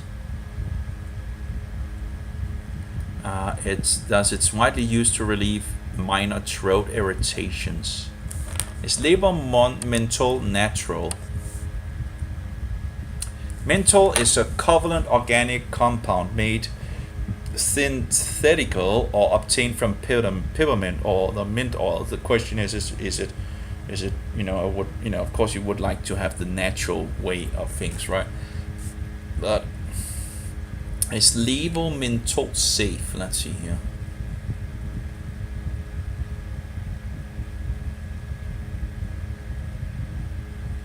Levomenthol is toxic. It's swallowed. That's weird. If it's in peppermint or other mint oils, I never have. You're gonna be kidding me. I've taken so much peppermint in. So I don't know, but might be actually could I get some without levomenthol? Does that exist some kind of thing without this? Because who knows? I guess they put it into, according to this, I guess, to not have it irritate the. So that seems to. Why would they say like, and other helped rocks in plural if they only, that's another thing, right? So they helped rocks plural, right? But like, levomenthol is one, right? So why couldn't they just write, that there would be nicotine and some levomenthol, and why are they fixing plural? It just does, and then you have the other thing where you only get the nicotine, but you don't get only the nicotine if the levomenthol is actually making so your throat might, because when you suck, you can feel it like when you're smoking, like in down the throat.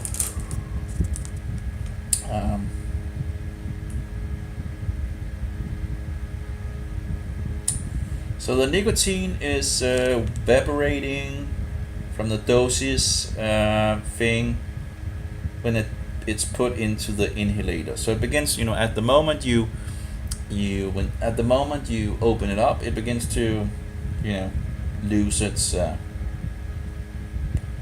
nicotine.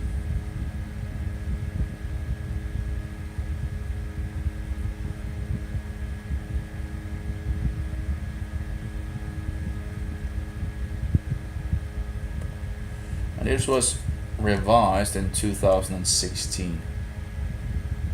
Well, I guess I can write them in regards of on an email in regards of why would they put this and that and all that, and just,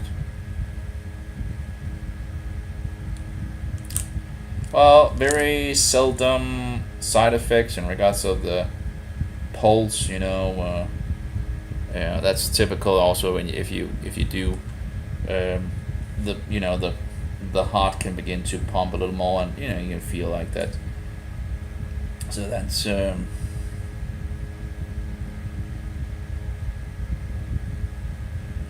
of course, my body should be more than used to nicotine, so different standard things that.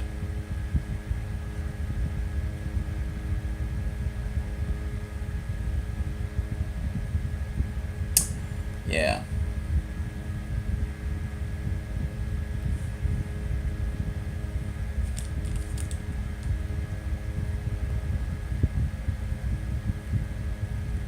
I don't think I need to be much afraid of that. So, of course, I have tried this before in the past. I don't know if that might have been the same. Who knows? As this one, I'm not sure. I still continue to use it afterwards, like just having something, and at some point I just dropped it, I guess.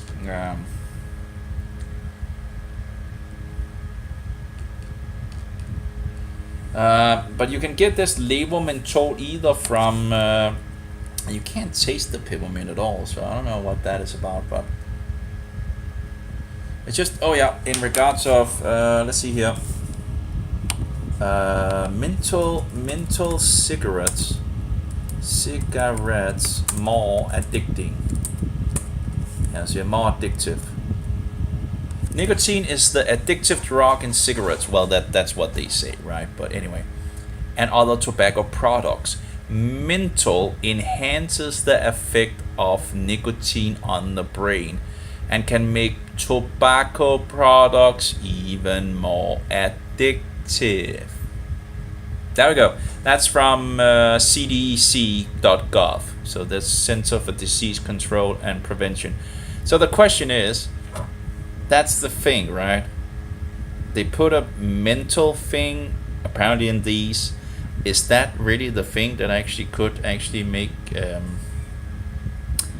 In recent years, tobacco companies have also have increased the amount of nicotine in some menthol cigarettes. So yeah, okay. Isn't that just interesting, isn't it? Is menthol more addicting than regular cigarettes? Let's see. This is from the medicine Yale.education, right?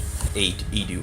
Menthol cigarettes may be more addictive than cigarettes without menthol.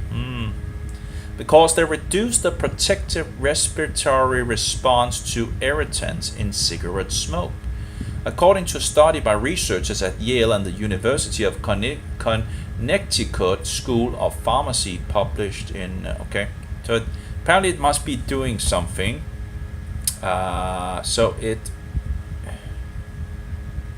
reduced the protective respiratory response. Okay.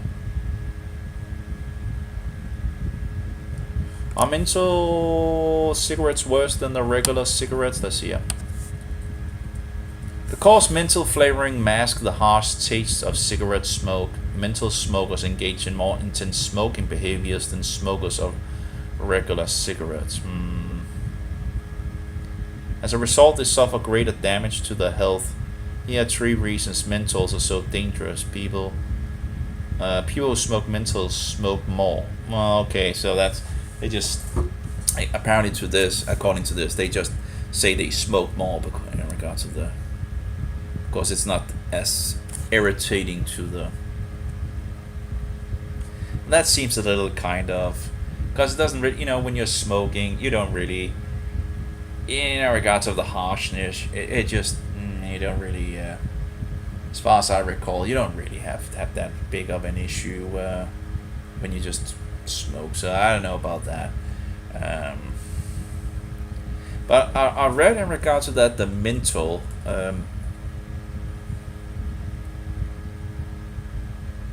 Here we go.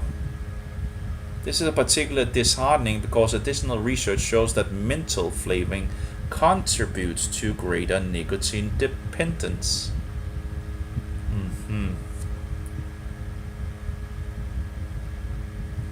Here we have another one where it says menthol may make smoke inhalation easier to tolerate and therefore promote nicotine addiction and smoking related. But that I don't really buy that in some because that's not really when you smoke, that doesn't seem to be the thing that you actually have a problem with when you smoke. That you don't really, you get over the you don't really feel, that's not you don't really that's not why you don't it's not because of your that you don't smoke more. You just don't smoke more if you don't have the feel of need of it. So I don't really buy that. But I would buy that maybe the ingredients that it might actually become addicting, that this might be a thing. Oh, that's the vitamin C again working. I have to be careful. That was the third time. And in regards of how much, in regards of the level, I haven't heard my thing here doing anything like beginning to sound like water, and so that should be still good. You have to be careful in regards of damage. That's really. That's the 2 side effects I know of vitamin C. That you can feel a little in regards of in regards of the mind of the head. But you can those that take IV or fixes vitamin C directly into the bloodstream and all that, they can do huge amount. Far above when you take it orally. Because apparently the body doesn't like it does when you do it here. So, and it's, but one of the side effects in regards to doing that is again one of these where you can feel a little off the scale, a little airy in some sense in the mind. It's not like a big deal, but that's one of the side effects. So, but anyway, that's the only 2 side effects I really know in regards to vitamin C when you take it orally. Or anyway. And then of course you get a lot of antioxidants, that takes care of your oxidation in your body. And we have I think that was the first reason that we die in regards to oxidation. Now, of course, we have a lot of things that can promote, that we are going downward. Fungus can promote mycotoxins and all that. And anyway, and you have, oxidation. But oxidation, as far as I understand it, was pretty much the prime reason why we die.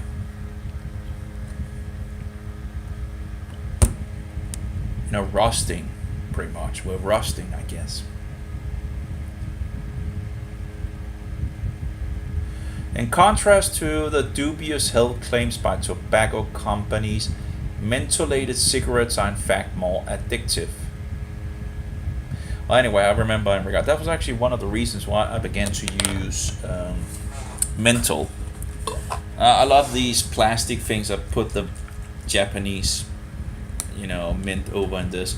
But one of the reasons why I actually started using this and buying it in times past was to actually make mint cigarettes, instead of if you are sick or something like that, it would be nice to suck in some menthol. And what you do is just put it on the tip of the cigarette, and you have a mint. It works through the whole thing. You just put it on the tip, you burn it off, and you suck, and then you have a menthol. You don't need to buy menthol, thing. You just, and it didn't die, apparently. Clearly, I'm still alive,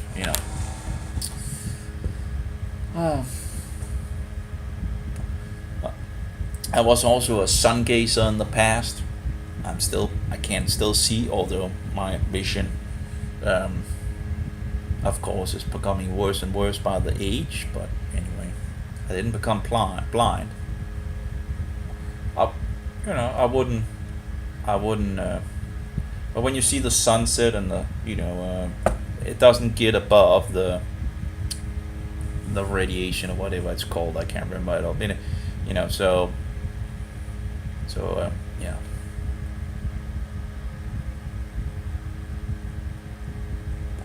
So this is from an article from PubMed NCB government page, again, National Institute of Health, in regards of the menthol and tobacco dependency.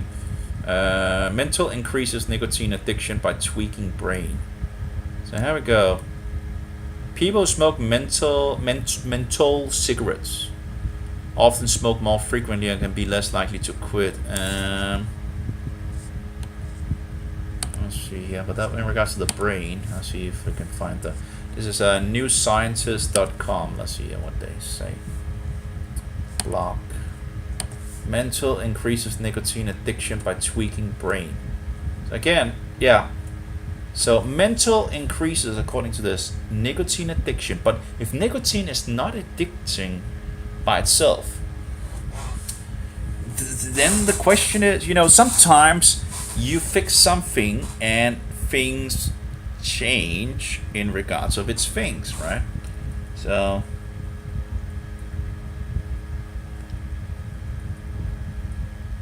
the menthol in menthol cigarettes could be making people more addicted to nicotine, it says here.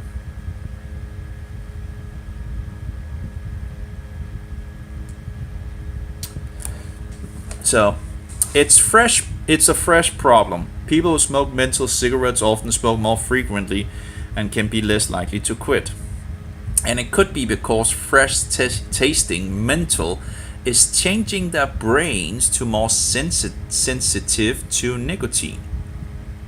How menthol enhances nicotine addiction has been something of a mystery. Now, Brandon Henderson at the California Institute of Technology in Pasadena and his colleagues have shown that exposing mice to menthol alone causes them to develop more nicotinic receptors. The part of the brain that are targeted by nicotine. Interesting. So apparently exposing the mice to menthol. I wonder in regards of mint, is there menthol in mint? I guess there is, right? Menthol is one of the parts of menthol in mint, right? Isn't as far as peppermint typically has a high percentage of menthol. Yeah, okay. And I'm sorry, I can't remember everything. Okay, and every time I put a book up, something else falls down.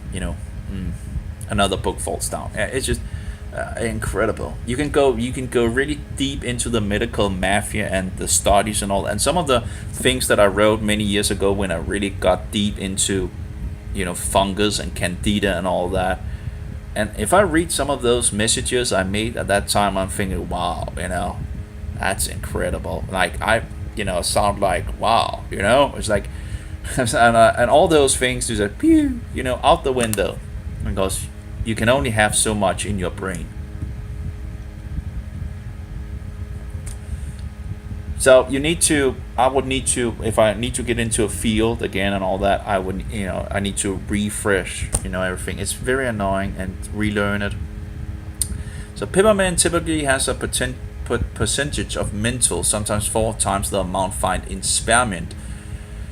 And as far as I recall, there's different kinds of mint and all that, and I think spearmint still had some, at least there's one that I think I have written the Latin name, because many of these different variations have Latin names in regards to the best mint. But anyway. So I guess taking all that menthol, I guess, all that peppermint over the many years, according to this, I guess, maybe I have more receptors then. Who knows?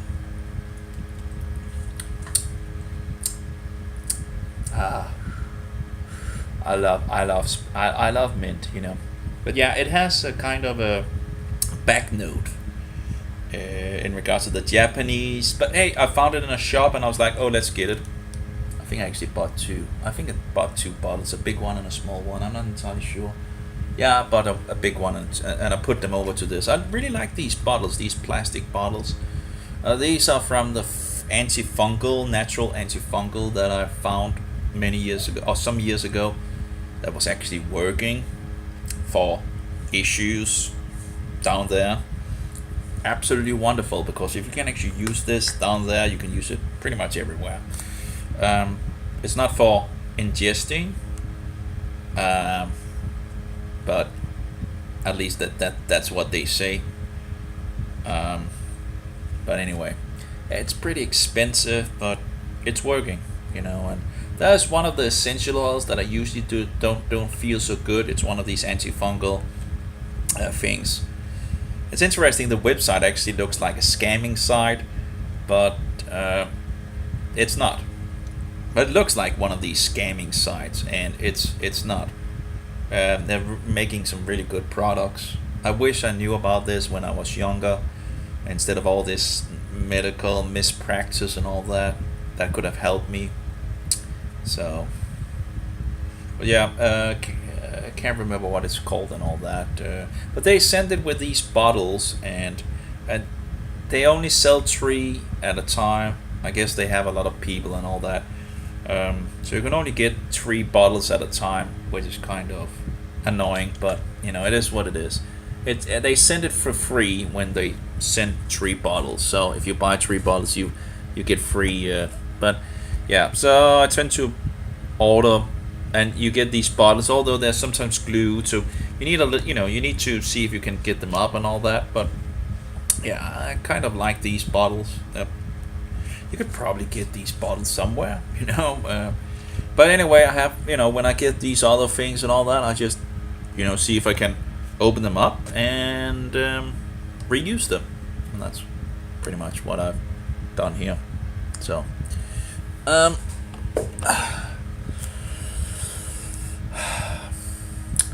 so peppermint typically, instead of all this glass bottles and all that and security nonsense, and anyway, peppermint typical has a high percentage of menthol, sometimes 4 times the amount found in spearmint. The less menthol in a mint makes the taste milder and the smell less pungent and more delicate. In addition to toothpaste, menthol may be found in mouthwash, as well as menthe. That's the thing.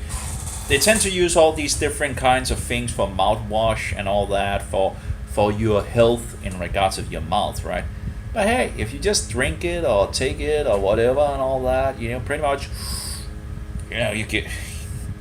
you kill all those bad guys or whatever, you just, and then you get antioxidants and all that, and the phenols and all. You get many positive things in regards to that.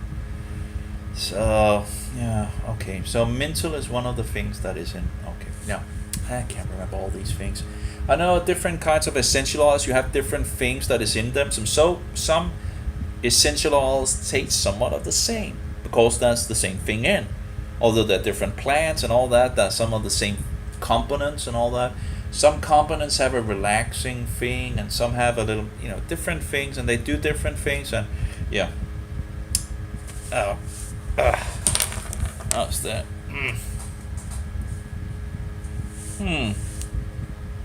That's not so good.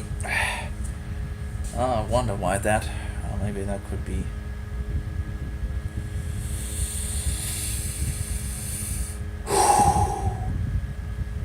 Who knows? Yeah, I had an explosion from my breast in regards of the, as far as I know, fungus. That was terrible. It went from down here and it moved. At some point I could feel like a black thing right down below my ribs. I guess below the Eve rib in some sense, or Rava. She was actually named Rava. Anyway, so at some point this little thing, I can feel it inside. It exploded and it just went around and just down in my breast. Both of them. I just feel them go up to my breast and sit there in my breast. And further it continued and then exploded. It took a long, many months down the line and all that. Exploded all over my body and and then I pretty much understood that if I had fungus, as I believed that I had, I then sought out the medical mafia that has around 7 products against fungus. They don't have much. They have a lot of the antibiotics, which by the way is made by fungus. It's fungus poison. So if you take what is it called, antibiotics, you have a greater risk of fungus or cancer. They also call it cancer. Cancer and fungus is the same thing, but they don't want to let you know because it has to be a mystery, and the cure has to be around the corner. So the things that works against fungus works against cancer, and cancer, what works against cancer works against fungus. Like fungus loves sugar. So just by dropping the sugar,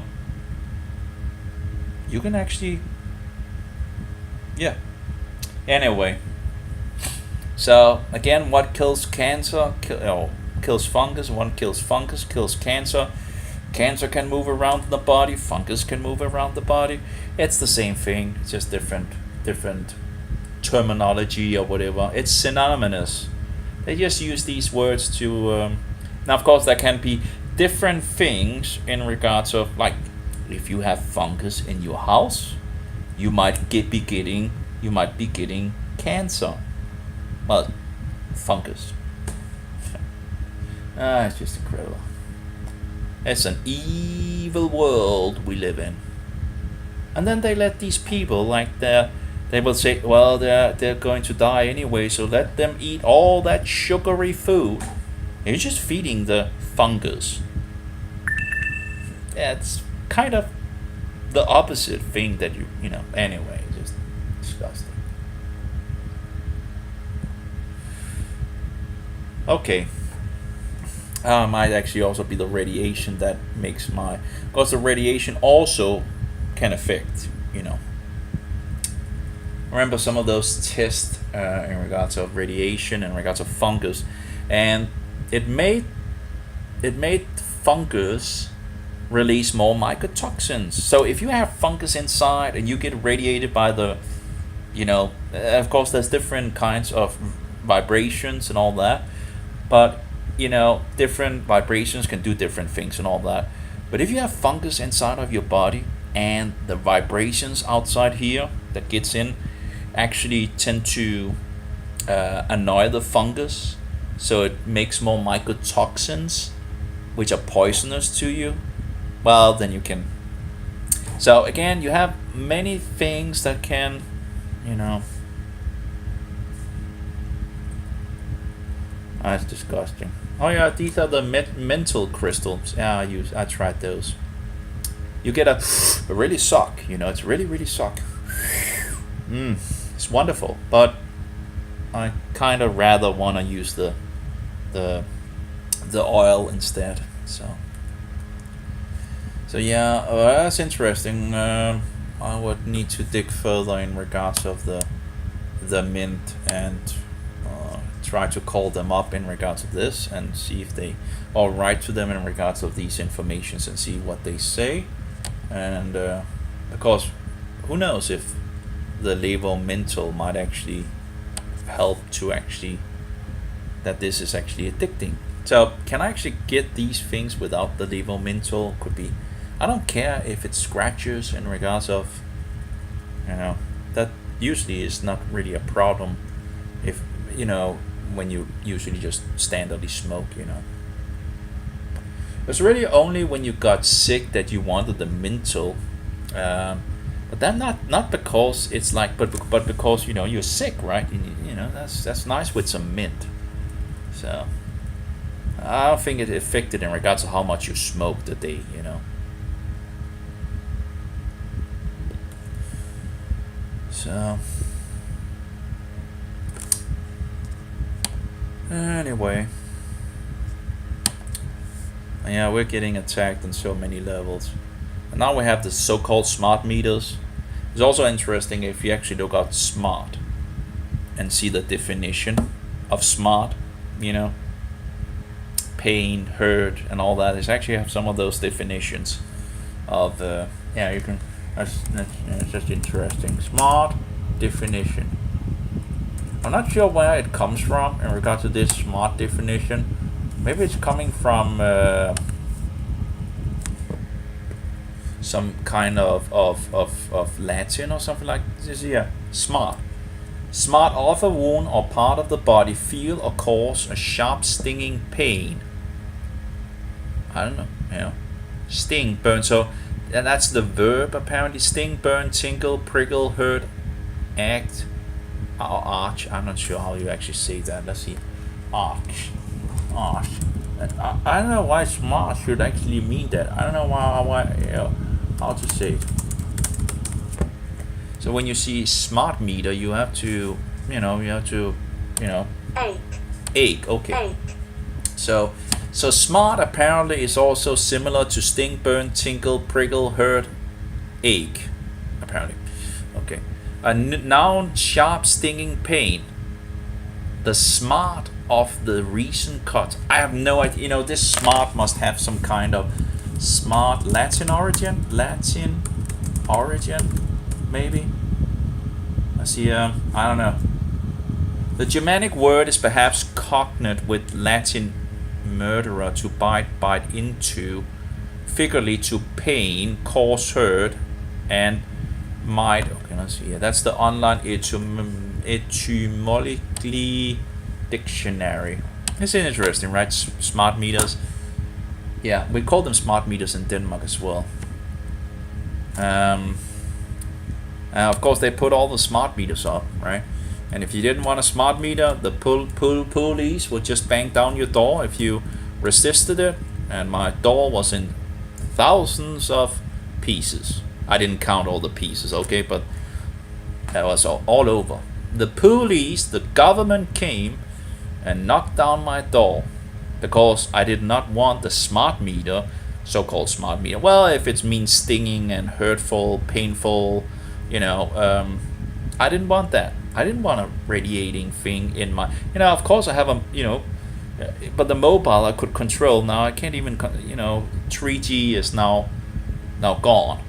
And I know 3G was less an issue than 4G. Now you can pretty much only run 4G or 2G. 2G also was further radiating than 3G, interestingly enough. But in any case,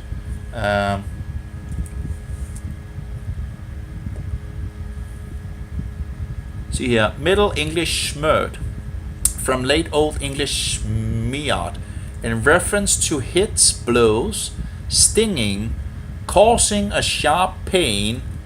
And actually, when you think about it, I remember one of the times I sit with the mobile in regards to and I was sitting and playing a game while, while the radiation was, doing its thing, and I had a sharp stinging pain. Actually, it's interesting. Actually, when you think, because it's a smartphone, right? Smartphone, and it's actually exactly, it was a stinging, causing a sharp pain. That's exactly what I experienced. I had, I was playing a game and all that, so you tend to just want to play the game. So I just put the, the pain away from me in some sense, until I just had to react on it. I had the mobile to my leg, and at the very exact place I had my mobile, I had this very, very stinging, causing a sharp pain exactly at the place. I had to stop the, I had to close down the I can't remember if I, what kind of, but you could make test, right? But yeah, that's interesting, because it was a stinging, causing a sharp pain. And the only thing I had this mobile, or this kind of mobile, I had it close to my leg, and I was playing this game, and and when you play games, you can usually, if you have some pain and all that, you can put that away. But at some point, it just became too, So it's interesting in regards of, because it's a smartphone, right? It's a smartphone. Smartphone, stinging, causing a sharp pain. Related to smiotan, a painful. See smart, the adjective is not represented in the conic language. Of speech, of words, harsh, injurious, unpleasant.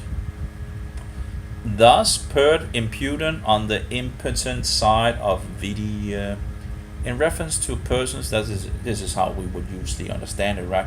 In reference to persons, quick, active, intelligence, clever, like a smart person, right? That's how we usually would use it. 1620s, perhaps, from the notion of cutting with words, etc. Also keen in bargaining. But apparently, could have, sometimes they hide things, just in front of our noses.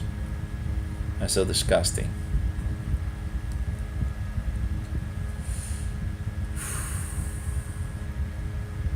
Sharp, adjective. Old English scarp, having a cutting edge, pointed, intellectual, acute, active, shrewd, keen of sense, severe, biting, bitter of taste. From Proto-Germanic carpus, literally cutting. Source also of Old Saxon scarp, also Norse scarp, Old Frisian scarp, Dutch scherp, German scharf, from pyroot scare, to cut. Source also of Yiddish scarp, sharp, Middle Irish curb, cutting. Yeah, it's interesting when you think about it, yeah. Because it's actually the words I would have used in regards of my experience in regards to this. That was like, it's stinging, really sting. I just had to stop playing, and stop this nonsense in regards of stopping and when I stopped the radiation from the mobile, it stopped. It loosened out. So yeah. So who knows? Maybe that's why they have this hit. Who knows? Who knows? They know how dangerous things are, and yet I'm sitting here with a mobile. I understand, yeah, with 4G and all that. And usually I would only use 4G when I guess that was also one of the reasons why I also went back to 3G, because I looked into how much radiation was from the mobile, and I found out by an instrument that 4G just went, fly out there, and the 3G was in the green, and the 2G was a little above. Now, of course, it could be again different radiations can do different things as well and all that. So, but yeah, so I was using 3G, but I can't use 3G now because they closed that down in Denmark. So apparently to use those levels of frequency to or vibrations or waves, to on the magnetic spectrum, I guess, in regards of for other things, in regards, I guess, to the 5G and all that. I'm not entirely sure how they, but to have that to further. Here we have from the Latin. No, that's in regards of mer. Okay, that's another thing. Okay, now it does seem to be somewhat related. That's mere entries linking to smart mere. I don't know. It seems like. Yeah.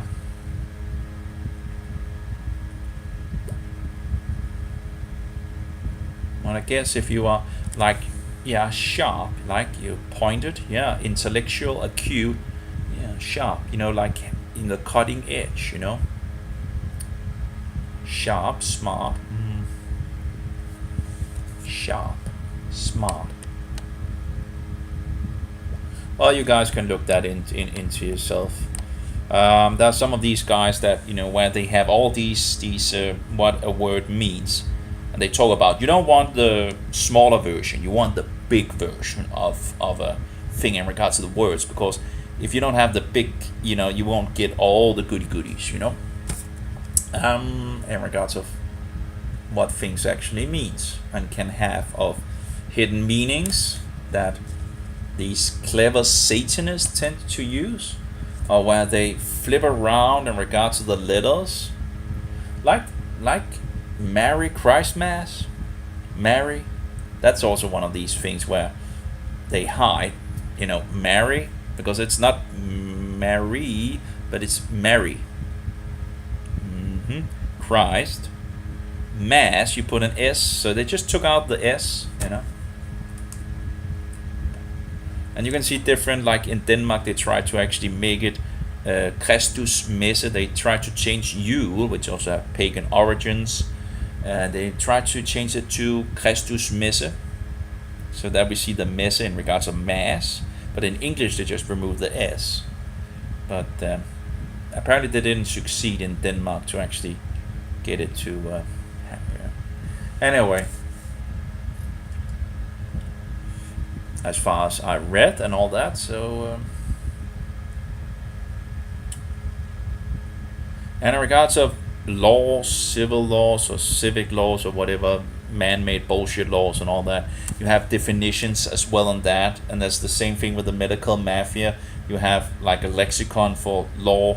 No, sure. The medical mafia have its own, definitions of different things, so you can't understand what they're saying, even if it's actually not that hard to understand if they didn't use all these, if they didn't hide what they're actually saying, because they want to be the clever guys, so you can't figure out what you really, and then they can misdiagnose you and mistreat you and symptom treat you and, get you further, and it's good business, good business to be a murderous bullshitter on license.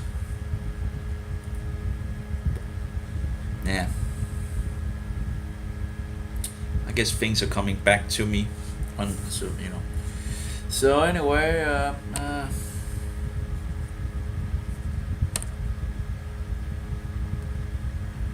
yeah.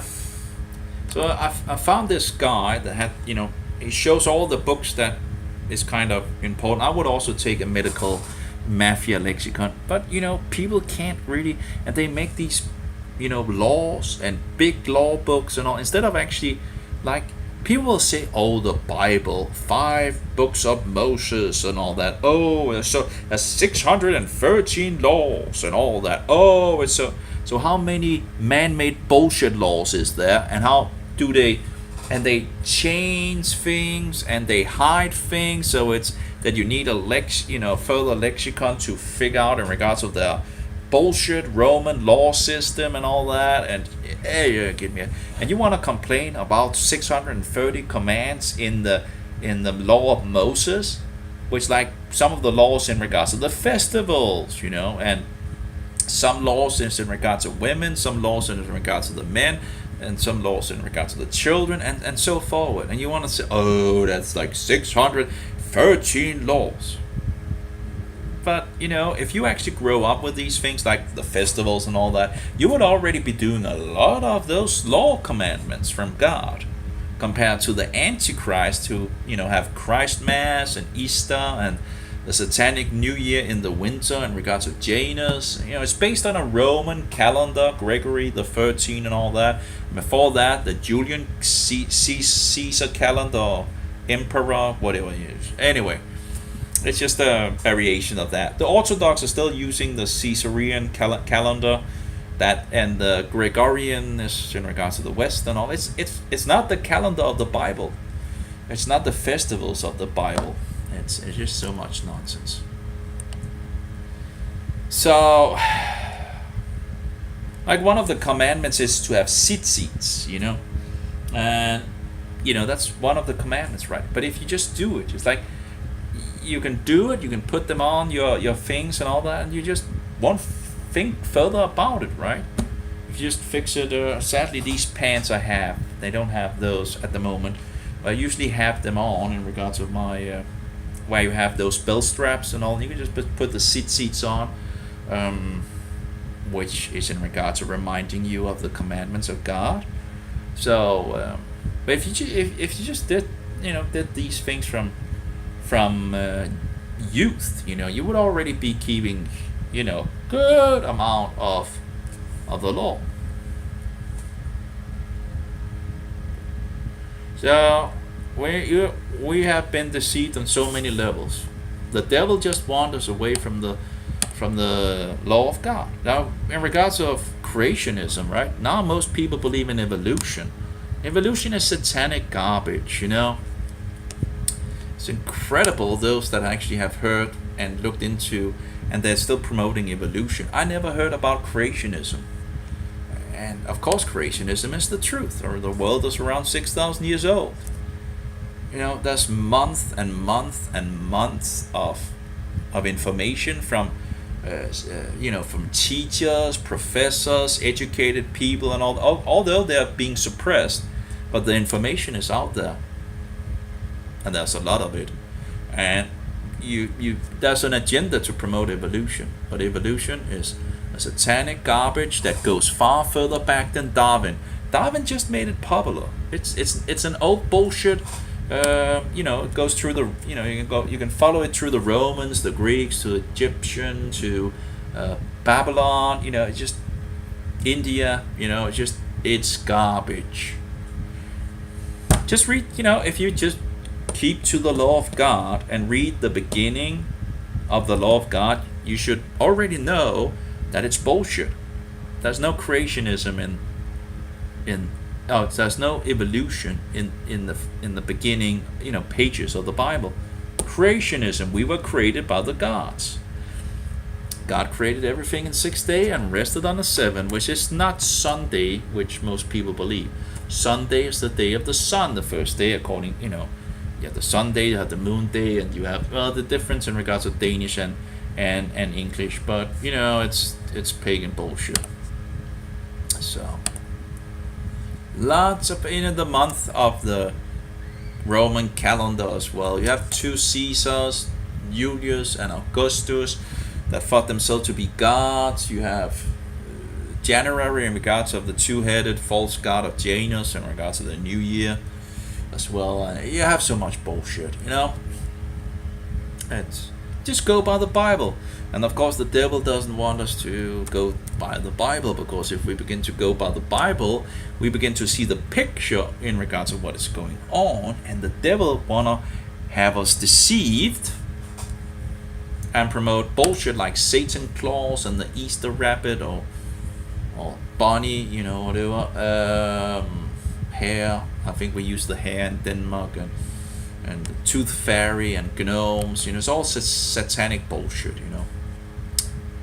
Oh, finally, someone actually gave a thumbs up to one of those videos that I fixed this video from Bryan Ardis in regards to what he found out where every road leads to. It leads to Rome, Rome, Rome, and the poop. In regards of the cobra nonsense and the snake oil.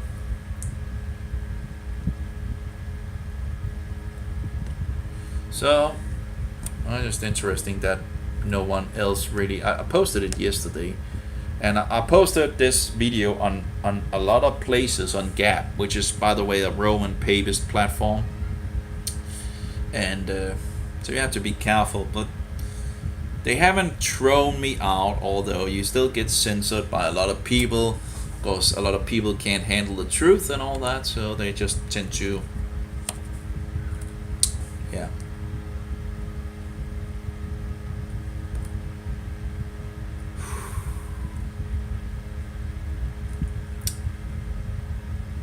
So that's how it is.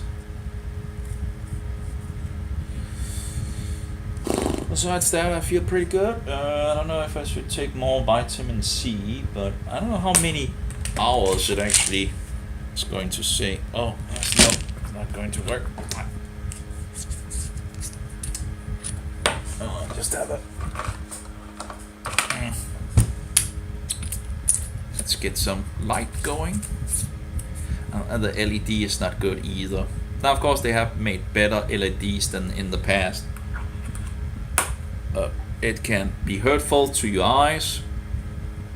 I had one of these thin 1000 lux, LEDs many years ago, and all of a sudden I was seeing double, So they can clearly be damaging.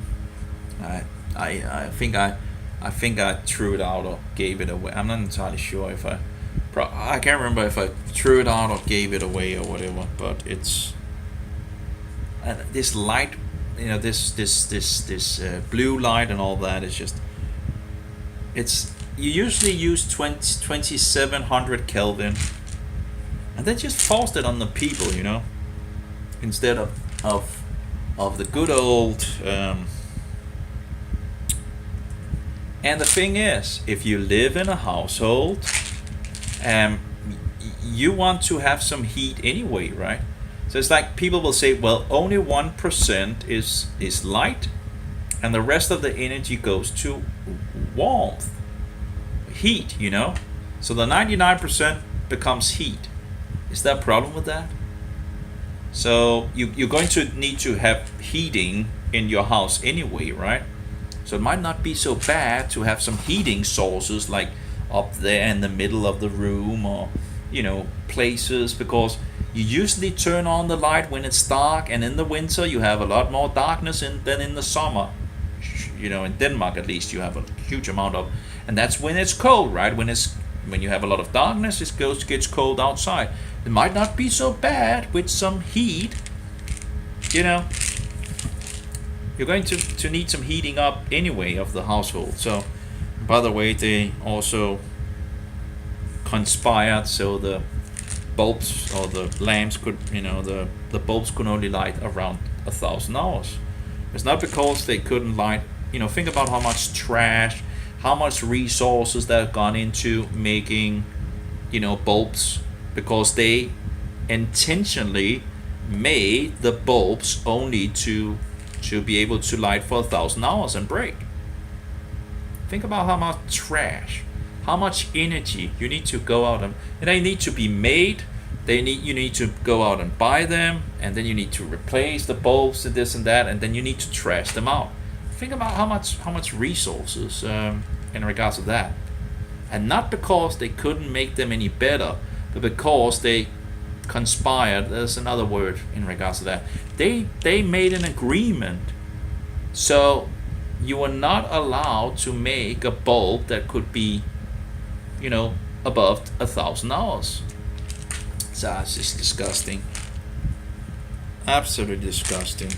Yeah, it's a wicked world. It's a satanic bullshit world. And energy, we have cars running on water and all that, different people making those. you know, you can split the H2O into hydrogen and oxygen and all that. But of course, and we have the guy that made a car with his son, and both of them died. And apparently the car disappeared. And there's a lot of videos in regards to them driving around in the car. And yep. Oh yeah. But that's only one of the sources in regards to this. I saw another guy, and he talked about how in regards of, showed everything in regards. So you have the H2O. So you have hydrogen, you have two hydrogen, and you have two oxygen. Oh, sorry, one H2O. So you have two hydrogen and one oxygen. And you split those two up. So you have the hydrogen, and you can use that, right? So, and then he said, well, we throw out the oxygen, right? We just want the hydrogen. But the thing is, you put water, and then it fixes this, and there's a specific thing that actually can do this very easily. But the problem is, you can't buy that. So he had to make his own thing in regards of radiating thing to make this thing, because you are allowed to make it if you could do it. So he made his own little thing and all that, and they show the things and all that, and and yeah, it's just this. Think about it. You just need water from the thing, and then you could make energy. You would, it's just, yeah. So anyway, but the other guy seemed to also be like a Christian, maybe, the other guy that made that water car. Well, what he should have done was to release all the information, but still it might be pretty technical, but he should still have released it. Apparently they tried to buy the technology from him. Apparently he didn't want to sell it, and when you don't want to sell it to the bullshitters, that control the world and all that, then you get killed, you get murdered. There's another video in regard. That was just a little machine where it was running on some kind of water thing, and yeah, I think it was in China or Japan where they also had a car. Yeah, anyway, the technology is there. It's just they don't allow it because they want to have us in the grip, going around the hamster wheel and filling us up with advertising, satanic advertising. And the devil works, in this world. And it's, the devil is around, ruining everything, ruining our health, ruining the truth, and leading us into deception and lies.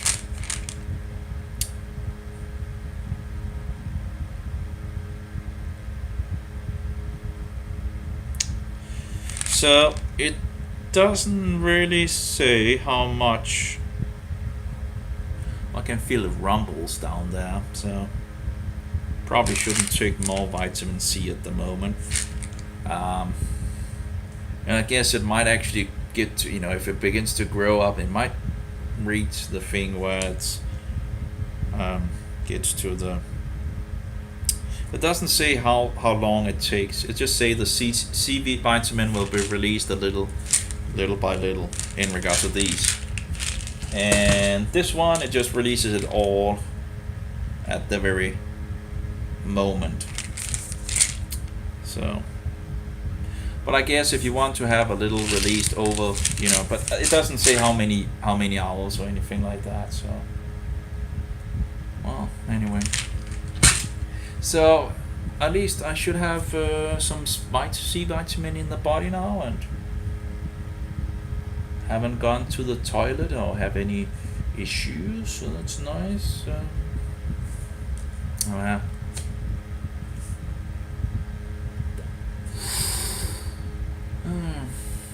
We'll see how that goes. But yeah, I might need to try something where it doesn't have the menthol in it. It's something I can check for myself, so let's just do that.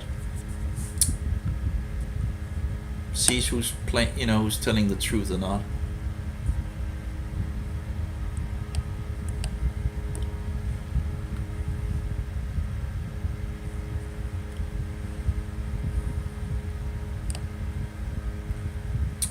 And all those small shops have been ruined There's the biggie companies that continue. So centralization. They don't want all the small. They don't want just ruining society on so many levels.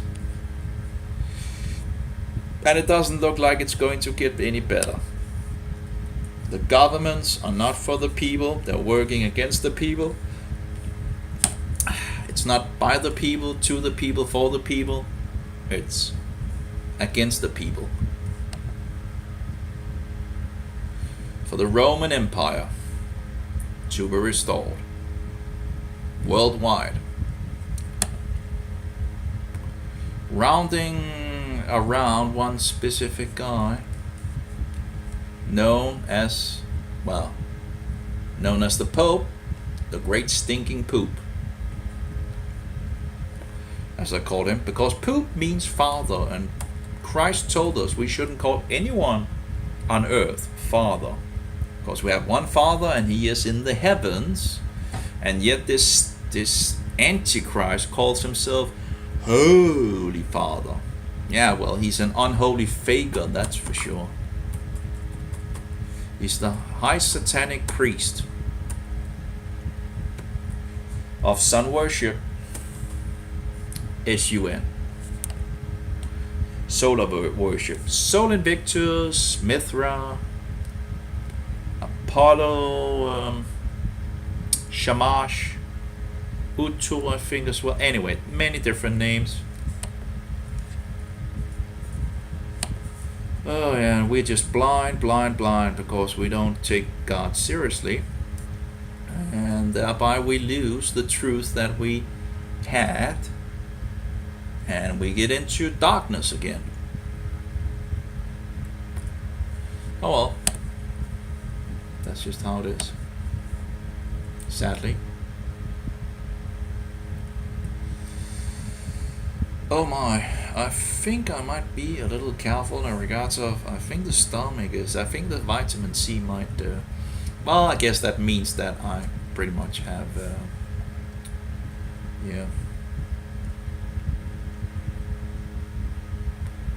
I've gotten enough of vitamin C at least. We'll see what happens. Usually when you take those that are not depot, you can just take like 500 milligrams, and I think I did it in the past, like every 10 minutes or something like that. I would take one more and then one more and then one more and then one, every single 10 minutes or 5 minutes or something like that. And when you begin to when it begins to make noises down there, you just stop, and if you go beyond that, you get on the toilet. I guess in my younger years, I was the body was younger, and it might have been a little more easy to actually sort things out when and this and that than now.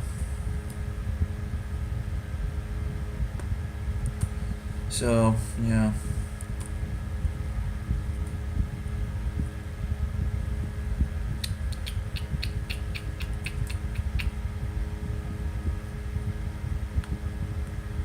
So yeah, need to write those or call them up, and yeah, it feels pretty good.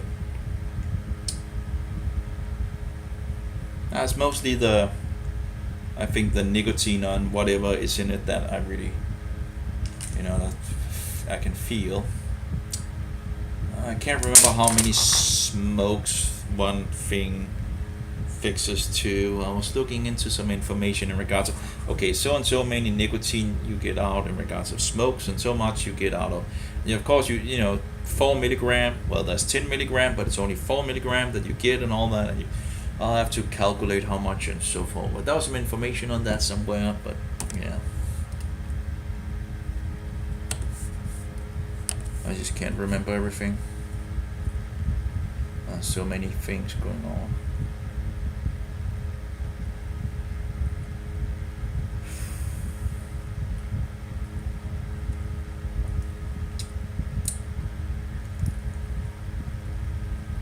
Well, I can feel it.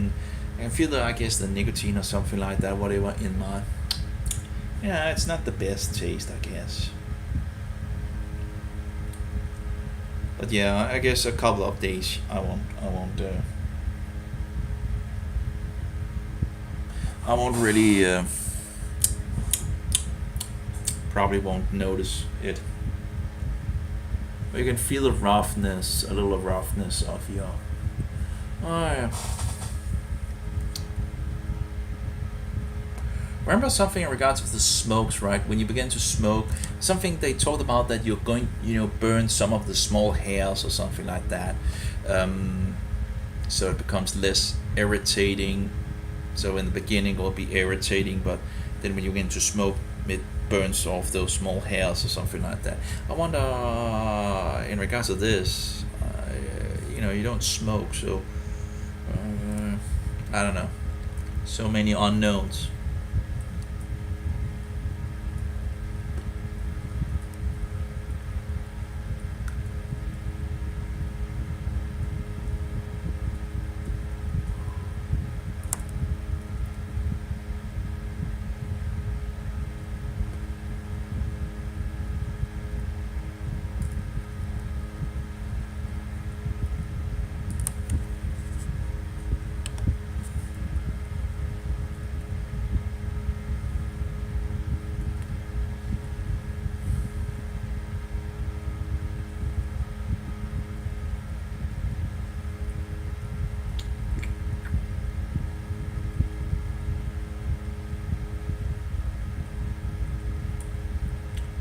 Yeah, I still feel the vitamin C working down there.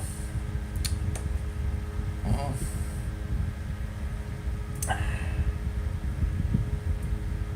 Already 10 grams shouldn't be that. Again, it's different.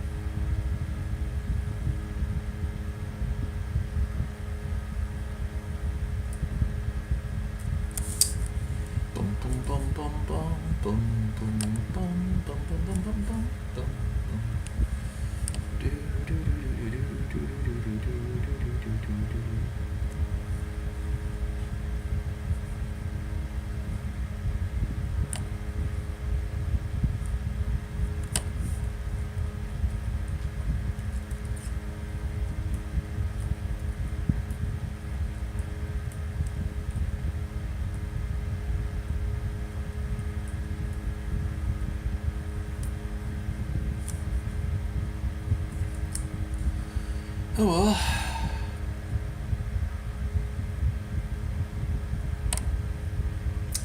I had this thing from Freedom Convo leader announces the end of the official Ottawa protest. Talks a little about how the government was fighting them and how they were fighting the supporters of these. So people were trying to support the truckers, and of course they froze their accounts. Isn't that interesting? So with digital money, they have full control of what they can do. Oh, my stomach feels a little. Yeah, I think maybe I shouldn't have started out with 10, but at least I get a boost of vitamin C. Oh, so that's fine.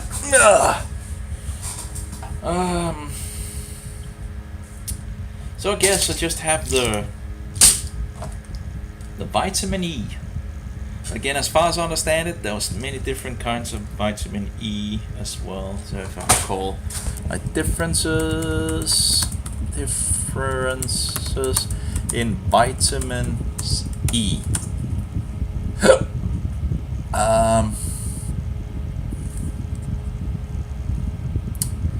Okay, overview. Vitamin E is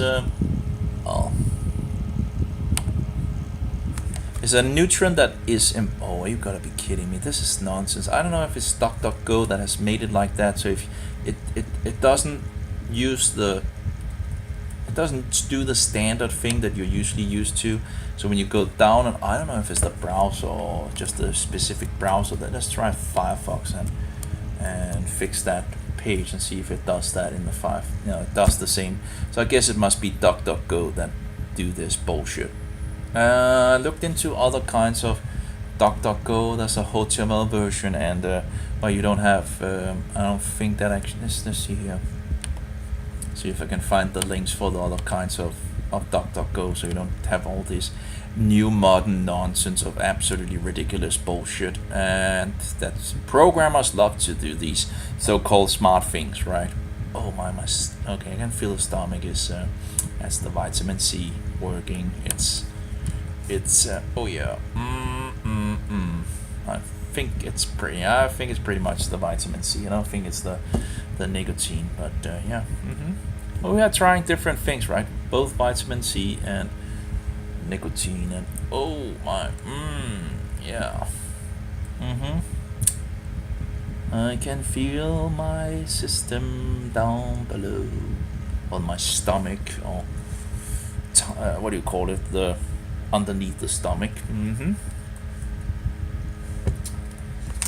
See if we can find those links. I know I posted the links someplace.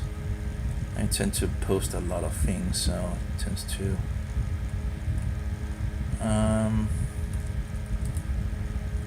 But yeah, if you want to be on top of everything in society, you would need to, and it's just, some people educate themselves many years just for one main thing, so they can, pretty much, ruin us, go against the people. I could maybe just search on DuckDuckGo, maybe. There we go. I found it. Okay, we have the HTML DuckDuckGo and the light version of DuckDuckGo. Let's try those two instead. Instead of this nonsense that they're. Let's see if we search on. What did we want to search on? Can't even remember. That's so quick to forget. Oh yeah, vitamin E. Vitamin E. That's right, vitamin E. Vitamin E. And this. Okay, let's see if we push down. Yeah, it works. Okay, let's see. Yeah, it works. Both of them works without this nonsense. Although there doesn't seem to be anything in regards of images. So apparently you can't use it for the images, but at least it works like the good old days, how you would expect it to work, instead of all these new fancy bullshit things. As far as I understand it, does vitamin E benefits. Vitamin E, or alpha tocopherol, is a fat-soluble vitamin that acts as a powerful antioxidant to protect cells from free radical damage, oxidation, and is involved in immune function. It's an essential vitamin and must be found in your diet. Vitamin E is important for your brain, eyes, immune system, and heart health. The nutrient may prevent heart disease and eye disorder. But again, I thought that, as far as I recall, there was different kinds of it. There was not only one variation, and as far as I recall, there was some different kinds of functions that they all did.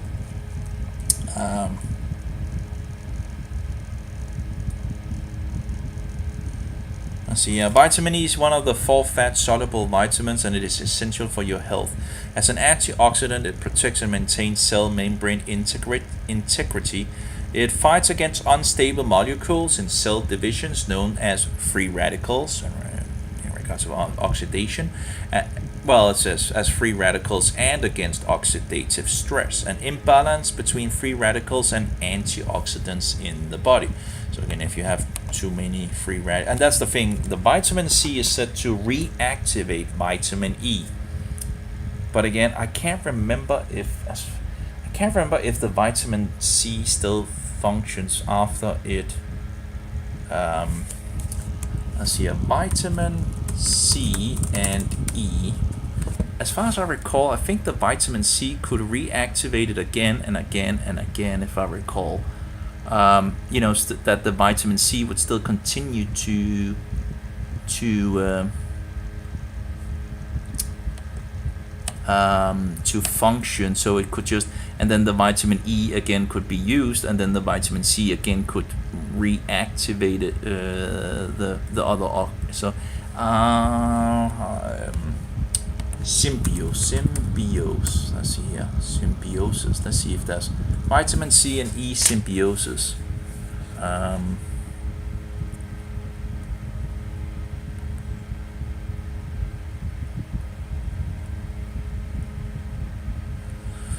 That's a good question. Of course, this is Google. We need to go back to DuckDuckGo.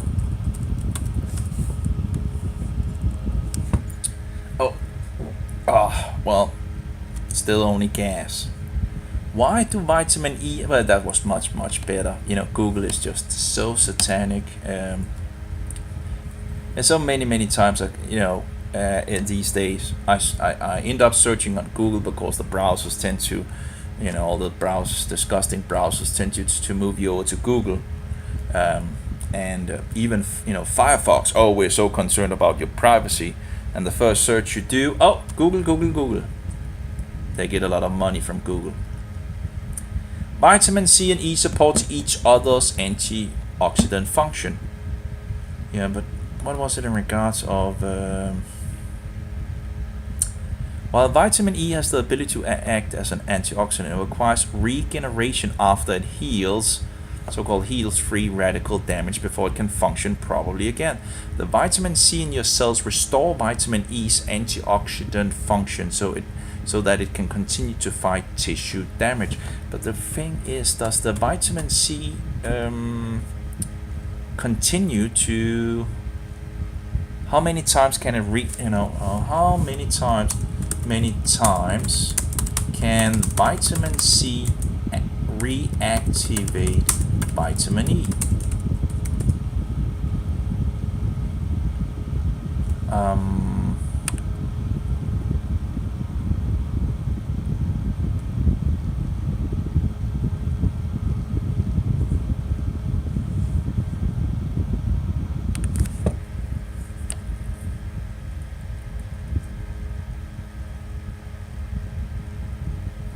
So yeah,